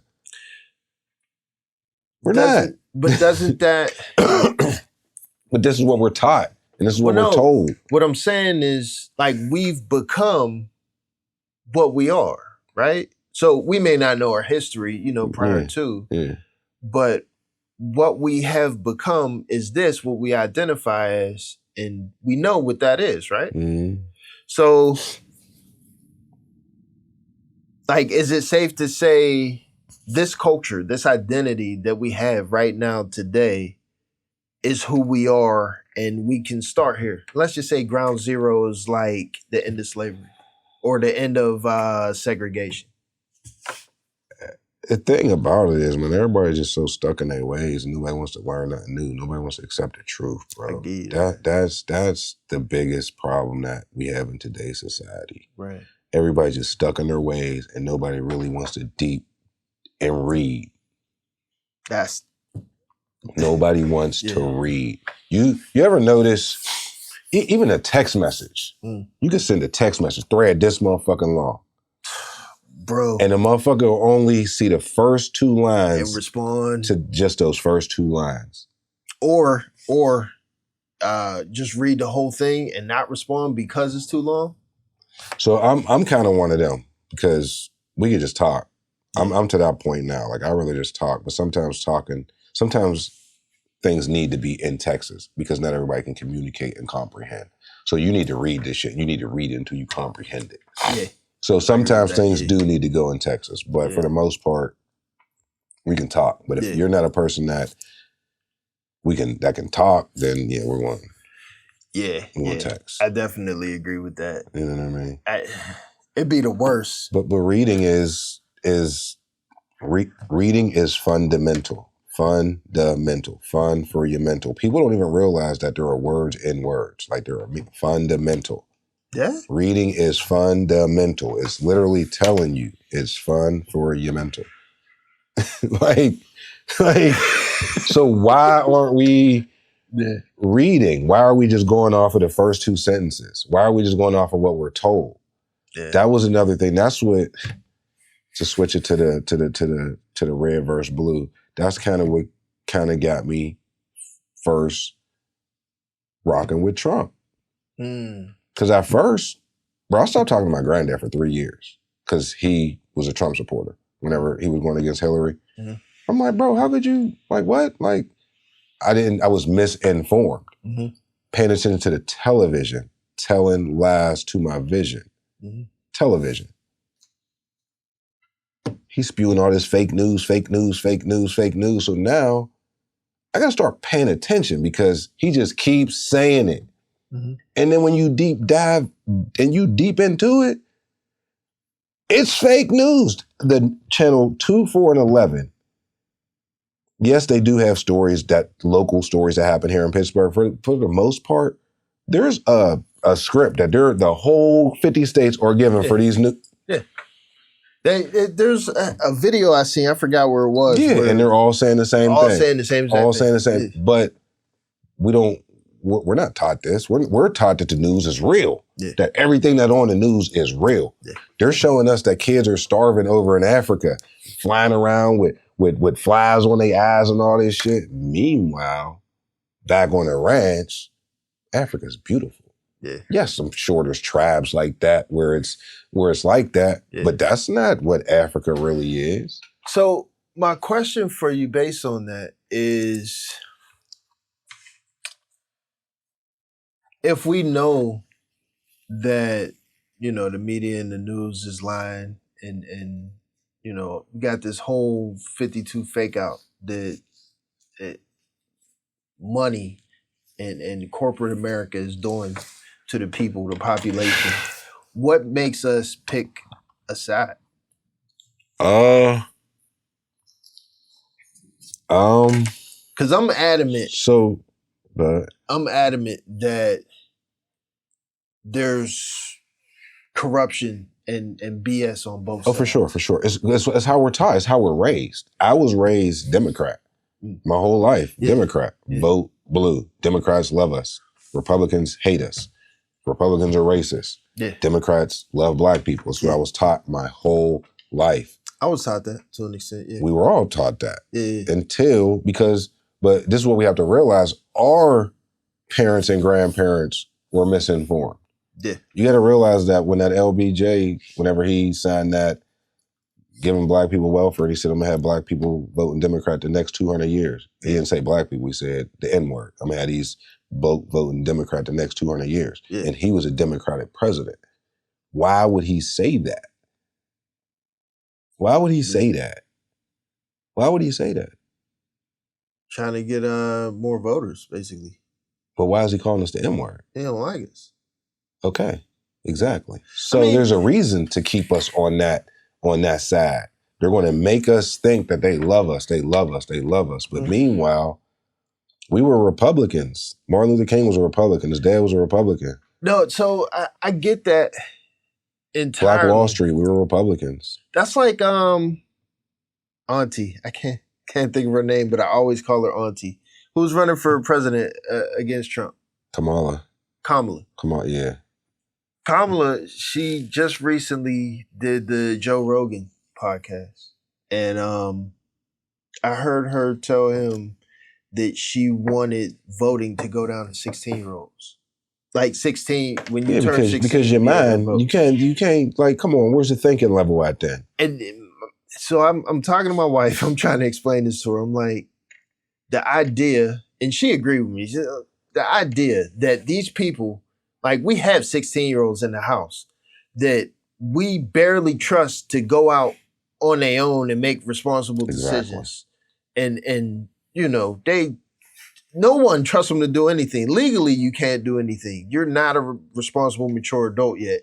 And we expect you to help vote for who's running the country? That makes no sense. So to me, it all goes back to whenever they start taking the man out of the house. You got to remember, my Nana had 13 brothers and sisters. My Pap had 7, 8 brothers and sisters. It was big families. They had 2, 3-bedroom houses, 13 kids in that house, and they made it work. Everybody grew up successful, did what they did, had their own families, all that. So, and what was happening? Dad was going out providing, working 2 jobs. Mom was at home taking care of the kids. We're strong like that. Could you imagine what our population would be if that never happened? If they didn't take us out of our families, out of our homes? So I agree with you. And this is where, like, my wife, she jokingly always calls me a Republican. I'm not. I'm Democrat. For any audience watching, don't turn it off yet. I'm a Democrat. But I always tell people I'm more so in the middle, because everything that you're saying, like literally 90% of the stuff that you post about it, listen, bro, I'm in agreement. And this is where but there's more. Don't tune off yet. But this is where this is the difference between Democrats and Republicans. As a Republican, I can still vote for Democrats. Yeah. As a Democrat, you feel like you can't vote for a Republican. You voted blue locally, right? Yes. Yeah. Like, if it aligns with what I'm with me, with my lifestyle, with what I want for my children, with what I want for this country, being a tax-paying citizen. I do not sell drugs anymore. When I sold drugs, I didn't give 2 cares about nothing. Right. I'm not paying taxes. I don't care where that money's gone. Right. But now that I'm working for my money, hard-earned money, and I look at my check and I'm looking at this and all these taxes and the government taking money and sending it here and sending it there, I have a problem with that. So, I have a problem with that. I want to be careful what I say here because I don't want to draw this into like any type of debate or anything. I just want to understand your thoughts. Yeah. So tax-wise, the money you work hard for is technically double tax because you tax when you get it, and then as you buy shit, they take off the sales tax. So the taxes, they all going wherever, right? I think it is multi-layered. So the first layer of it, of course, the government is just going to send the money to wherever they're going to send it, wherever. And there's a lot of BS where they sending the money to. I mean, like before the Doge thing, it was like to condoms for people in Africa and, come on, man. Donkey research. Come on, and shit man. like that. And our bridges are falling apart. I mean, so I won't. That part of the story is foul, right? To hear that. Mm-hmm. But at the same time, that's still a part of that same media machine that you were just complaining about. True story. Where they're not going to say, but Trump is also putting money in this stuff that you also don't agree with. You know what I mean? They want for sure. Hype it up to make it look good. For sure. But then there's also the aspect of like, the people on welfare and everything else. And it's like, there's a concept or I believe the Republicans make us feel like we are paying for the next person to be lazy in the concept of... We are. That's the reality of it. Not necessarily. And this is why I opened up the conversation earlier with the how do we help our brother that doesn't understand? Where not only our brother, but our sister that has 2-3 kids that doesn't know that she's could be better, that thinks this is it, that hasn't been taught properly, hasn't learned. You get what I'm saying? Like, it's a self-awareness thing, man. Like, it all goes back to self-awareness. I feel like you gotta know. Like, I mean, some people are just cool with their situation. Yes, there are abusers. Some people are just cool with that. I give you that. You know what I mean? Like, some people, like, I know this girl, like, bro, man, listen. Could you imagine? Listen, man. So after Trump made the announcement that you can only be on Section 8 for 2 years or whatever, man, I was sitting at the bar. This chick said, I've been on Section 8 for the past 20 years. She said, I don't know what I'm going to do.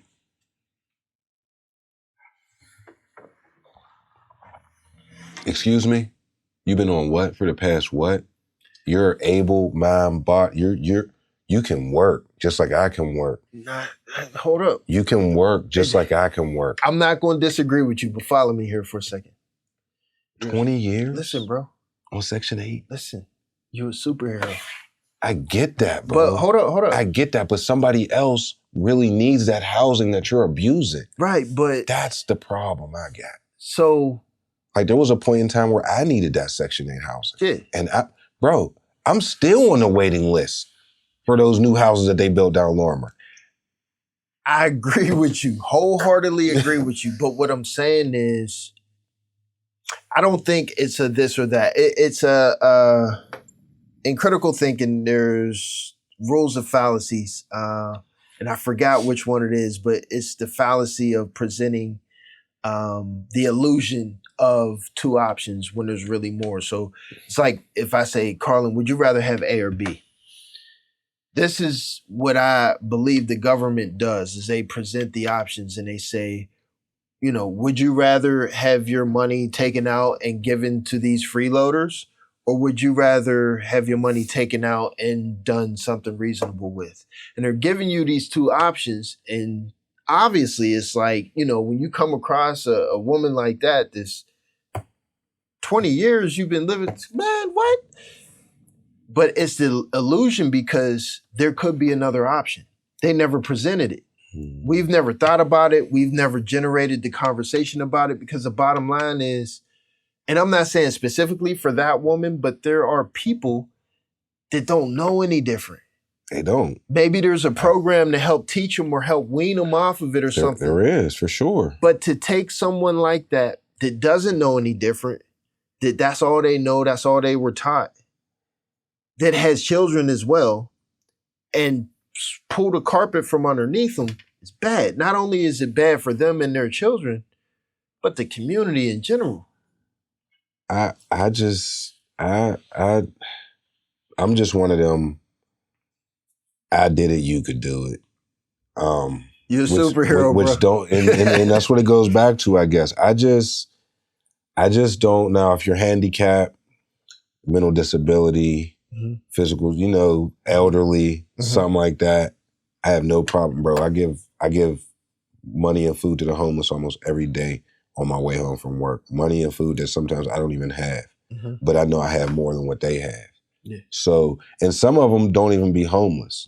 So I try to really be careful, but I still will do it, because I feel like those be tests from God. You know what I mean? But people just, it's a difference between getting help and just abusing it. And I get it. Some people just want to abuse it. I get it, man. I get it.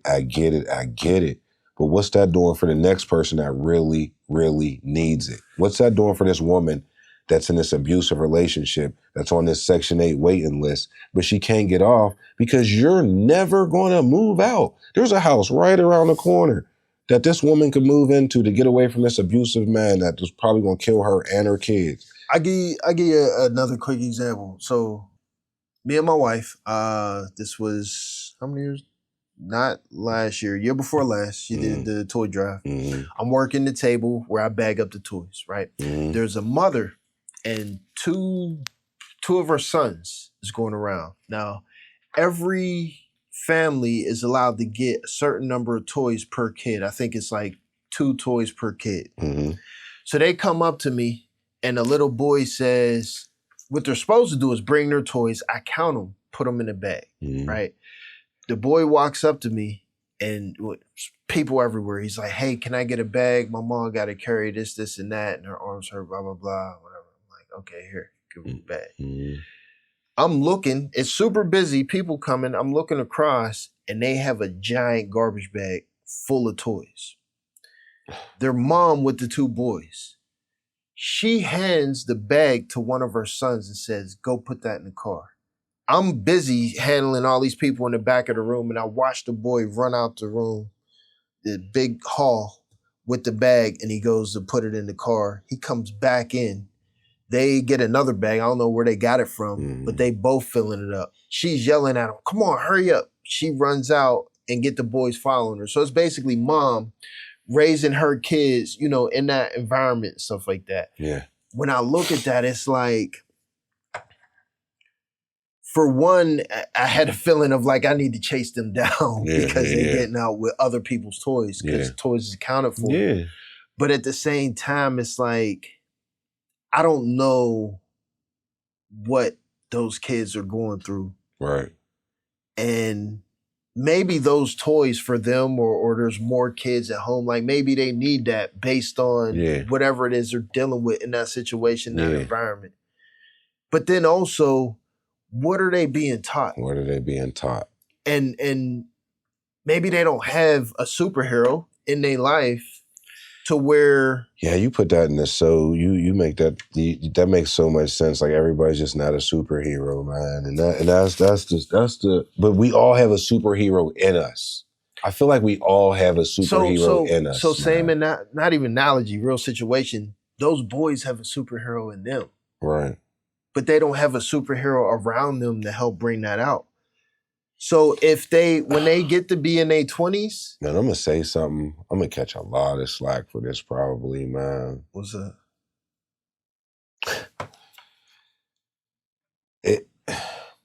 Today's women are not like the women we were raised by. I agree. I think they're teaching. Well, but before you, let me see if you agree with this. I would say not all women, but not like all, no. a specific. Of course not all. No, of course not all. I don't want to put everybody in. I'll say 50%. I'll say 50%. I wouldn't even say, me personally, I wouldn't say a percentage. I would say it's a popular belief or a group of women that fall under this umbrella of popular beliefs. And the only reason I'm saying this, man, is because me being out here, being a single dad, raising my daughter on her own. Mm-hmm. My son's 27 now. He'll be 27. But raising Azura and seeing how these moms rock, how they move. Not saying I'm a perfect dad or perfect parent, because I'm far from it. Right. I promise you. But the way I see these moms move, they're not preparing or setting their children up for success. Yeah. Or even trying to. But that's, again, it's still the same path of what's their roots, what's their path? Did they have a superhero in their life? Like, you got to think, a lot of us, we were kids during the crack epidemic. Yeah. And you know, the stop and frisk and sending fathers to jail. Like, the kids now, millennials and younger, like, they are the product of us. And some of us made it out to be superheroes. Mm-hmm. Some of us didn't have that opportunity. No, true story, man. I just... All I'm saying is I feel like it's better to, let's be super for our community rather than point fingers at them and say, you need to get your shit together. I agree with that. But I don't want to say but. I agree with that. There's just only so much we can do. Like, me and you will go out, try to talk to a group of kids, group of YNs, as they call themselves. Mm-hmm. And we got a chance of getting shot by one of them. Exactly. And I'm here trying to help you, bro. Just trying to give you some advice that I wasn't given. So do I want to take that chance? I got a daughter I got to raise that I need to be here for. I need to see her get married and have kids and help her with, you know what I mean? Like, so do I want to go out to the community and do all that? So what I can do is try to just be the best. I can just, like, there's certain people, like how you said, though, there's certain people who will reach out to me like, hey, man, you're an inspiration to me. I didn't know how I was going to be able to get through this certain thing, but I just think of you and it gets me through. Boom. If that's how I can reach people, then I'll, from behind that screen like that. Like, going out in the community, that's cool, but we're just taking a chance and not coming home. These niggas is walking around with ARs on them. Like, bro just got caught downtown with heroin and an A. What are you doing downtown with a stick on you? Hardo just got shot on Christmas. That's what I'm saying. Yeah. And you got to think about it. I know, sure you do too, majority of people get killed by somebody they know, and in their own city and or their own neighborhood. Yeah. Do I want to die by the hands of somebody that I know, or somebody that knows me, of me, in my city and or in my neighborhood? I don't. From the community that you're trying to save? I don't. So what I can do is my little cousins just try to drop knowledge in their ear. You know what I mean? How I used to do with my little brother, just try to drop knowledge in his ear. So check this analogy out. There's an answer that maybe we don't know, in the same way that that woman that has been living off of Section 8 or whatever for 20 years, there's information and an answer in there that she doesn't know, that she's completely blind to. What am I going to do? How am I going to fix this? You're going to go to work for 40 hours instead of 20. Well, no, I'm saying you have the answer. She don't have the answer. But when you say that, it's a different language to them. You can make it by just going to work, working more hours, because that's what I do. But what I'm saying is, in that same light, like, how are we going to help our community when we look like there's YNs that'll shoot us? There's an answer somewhere. I don't know what it is, but I don't know either, man. I mean, all we can try to do is lead by example. That's what I try to do. For anybody who is under me in my family, that knows the life that I come from, knows the life we come from. Nothing to glamorize. I wasn't in the streets robbing, killing, shooting, none of that, but I was in the streets getting money for sure, 100%. Right. Nobody can ever say any different. Right. But I don't glamorize that. I never glamorized it. Like my daughter's just now finding out. She's 17. She's just now finding out about the life that I used to live. Just now finding out. All her life, daddy been a lame, and I'm so cool with that. I'm so cool with that because it's nothing to glamorize. Yeah. You know what I'm saying? Like it's, we make it from that. So all we could do is lead by example, like how my cousin, he ain't graduate high school. He was in the streets. Mm-hmm. And to me, he's younger than me, but I look up to him. My little cousin E, I look up to him because he was really out there and he did a complete 360 2 times. You hear me? And he's leading by example. He's not out here preaching, hey, you need to do this. Hey, you need to do that. He's showing, no, you can change your life around and really be successful.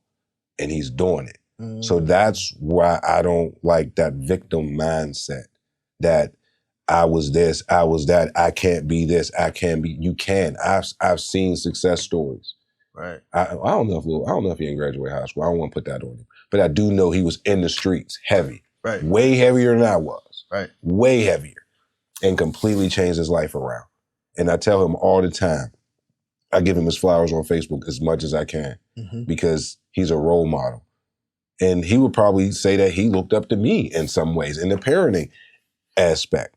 But as far as overall life changing, being somebody who comes from the ghetto, from Shetland, 120, the 100, the Deuce block, Deuce pound, to where he's at now, anybody could do it. So it's just if you want to do it. Right.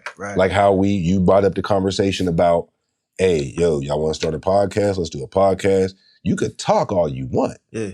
And then guess what you did? You did it. You like, all right, niggas ain't serious, then I'm going to do it. You ain't played a victim. Oh, ain't nobody trying to, you did it. Yeah. Yeah. You feel me? You did it. I agree. You did it. You ain't let nothing stop you, regardless of where you came from, your past, you being black, lack of funds, money, but resources. At the same time, in a way, it do come from my past, like the person that I am. Get it done. But it didn't stop you. It didn't hinder you. You didn't say, I remember whenever I couldn't, so I can't now. If anything, I would say it had the opposite effect. And that's what I mean when I say, like, if we contrasted me against, the team, where I had experiences that made me feel like, I was a latchkey. We were all latchkey kids. I was a latchkey kid early, like for some time, where it was like, if I don't take care of myself, I'm not going to eat. I need to provide for myself. I need to take care of myself. I need to look out for myself because ain't nobody trying to do nothing. I get to school, I'm the last person picked. I ain't never going to win nothing. I'm the only person responsible for me. So literally my whole life was like, hey, you want to do this? No, you don't like me? You don't fuck? Fine, I want to do it, so I'm going to go do it. And at this point, and even with the bros, it's a little bit different now, but it's more like, I understand if maybe it's not the right time for you. Maybe you're on a different page. Yeah. I know I could do it, so I'm going to do it. Your movie script don't align up with my movie script right now. Well, it might one day. Just not right now. When I get to a point to where, hey, bro, come, you can hold a camera, whatever. If you need payroll, a job, or you just want to hang out, you know what I mean? Where I understand exactly where you're saying, like, everybody got their own movie script and shit, right? But, like, some people got blockbuster movies and some people got, like, them B-rated movies that... It don't matter. Your story is your story. It don't matter. That's what we got to stop doing. We got to stop focusing on everybody else's shit. No, what I'm saying, like, yeah, I agree with that.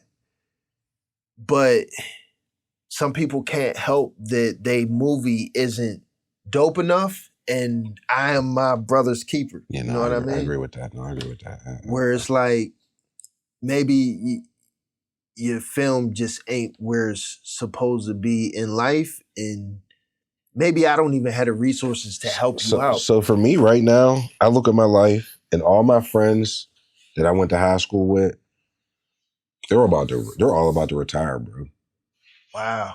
They're all about to retire. Like my high school girlfriend, she went straight into the career that she's in right now.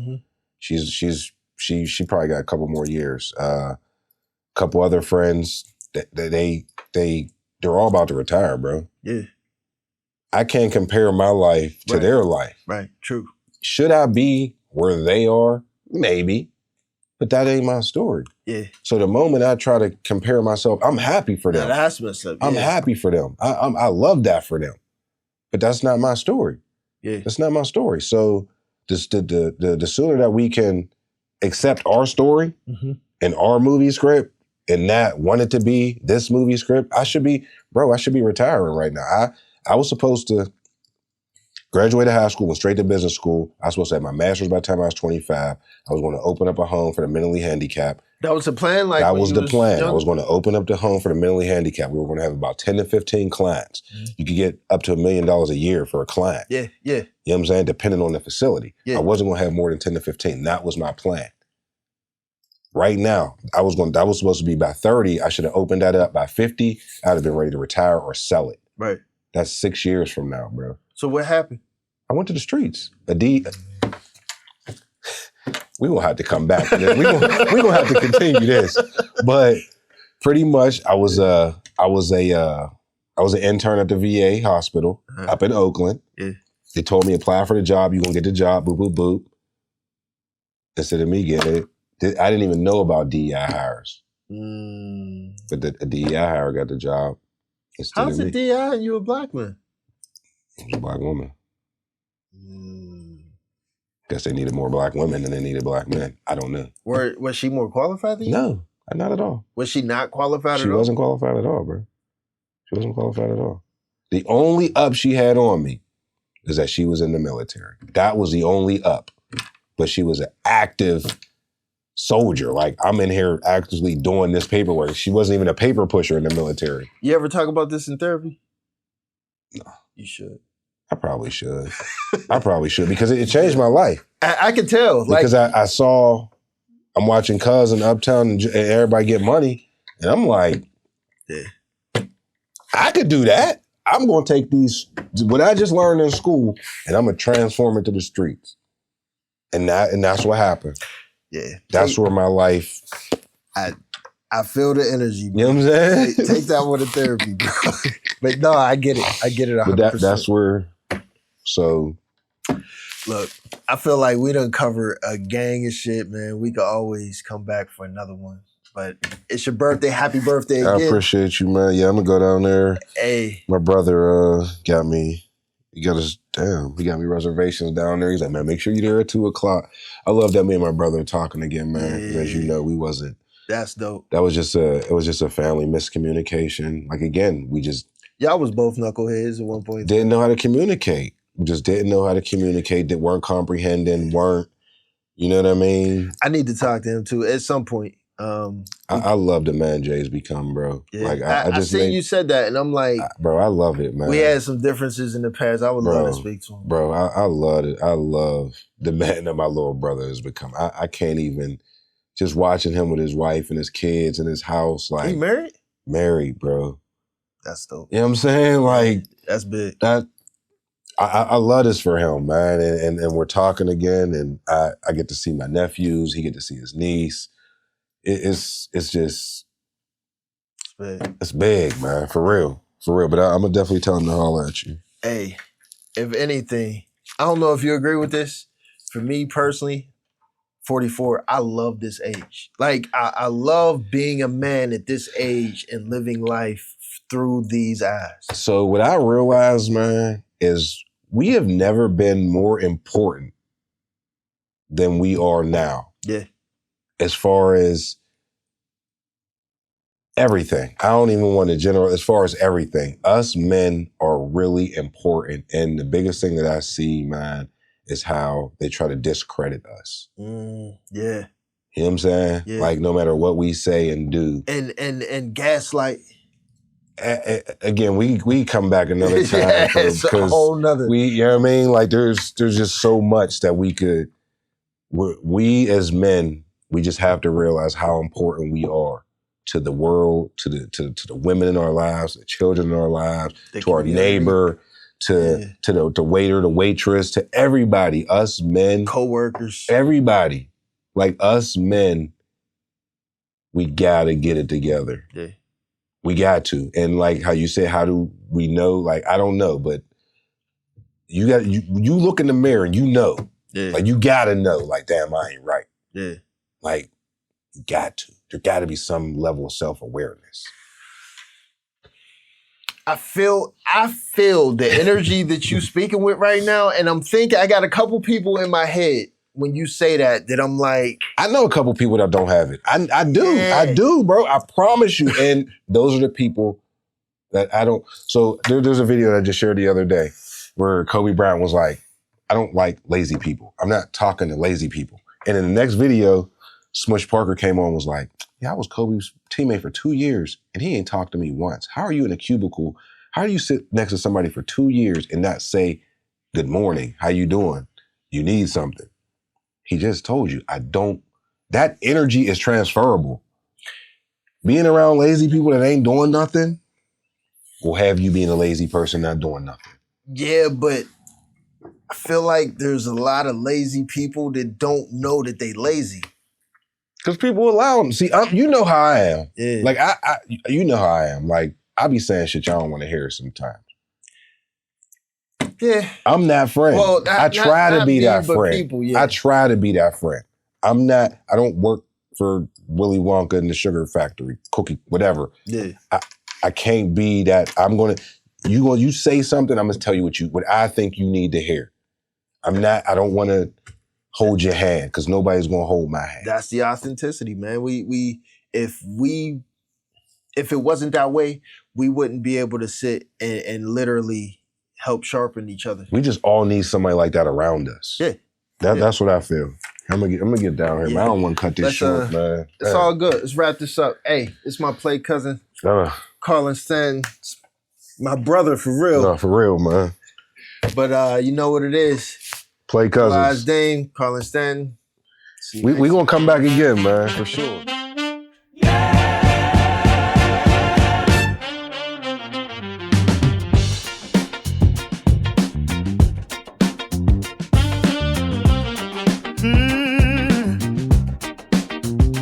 Late nights, real talks, turn the noise down.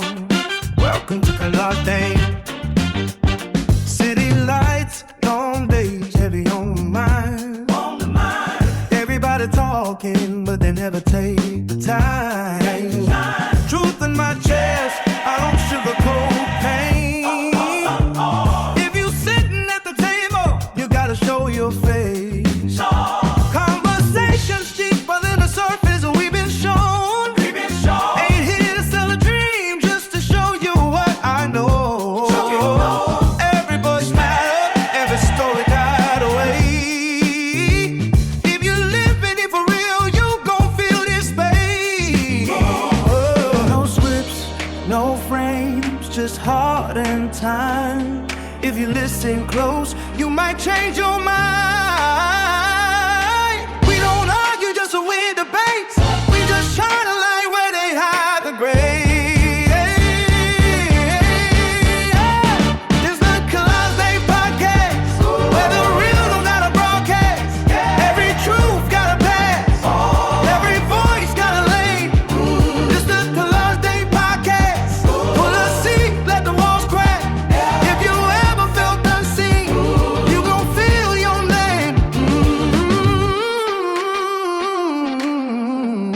Yeah. From the block to the boardroom, same questions asked. Why we build so fast, we never heal the past. I don't play judge, I don't play your role. I just let you talk while the story unfolds. Bridging gaps, they pretend they there. Men and women trying to meet halfway, no filter. But respect stay intact. If it hit too close, that's a personal fact.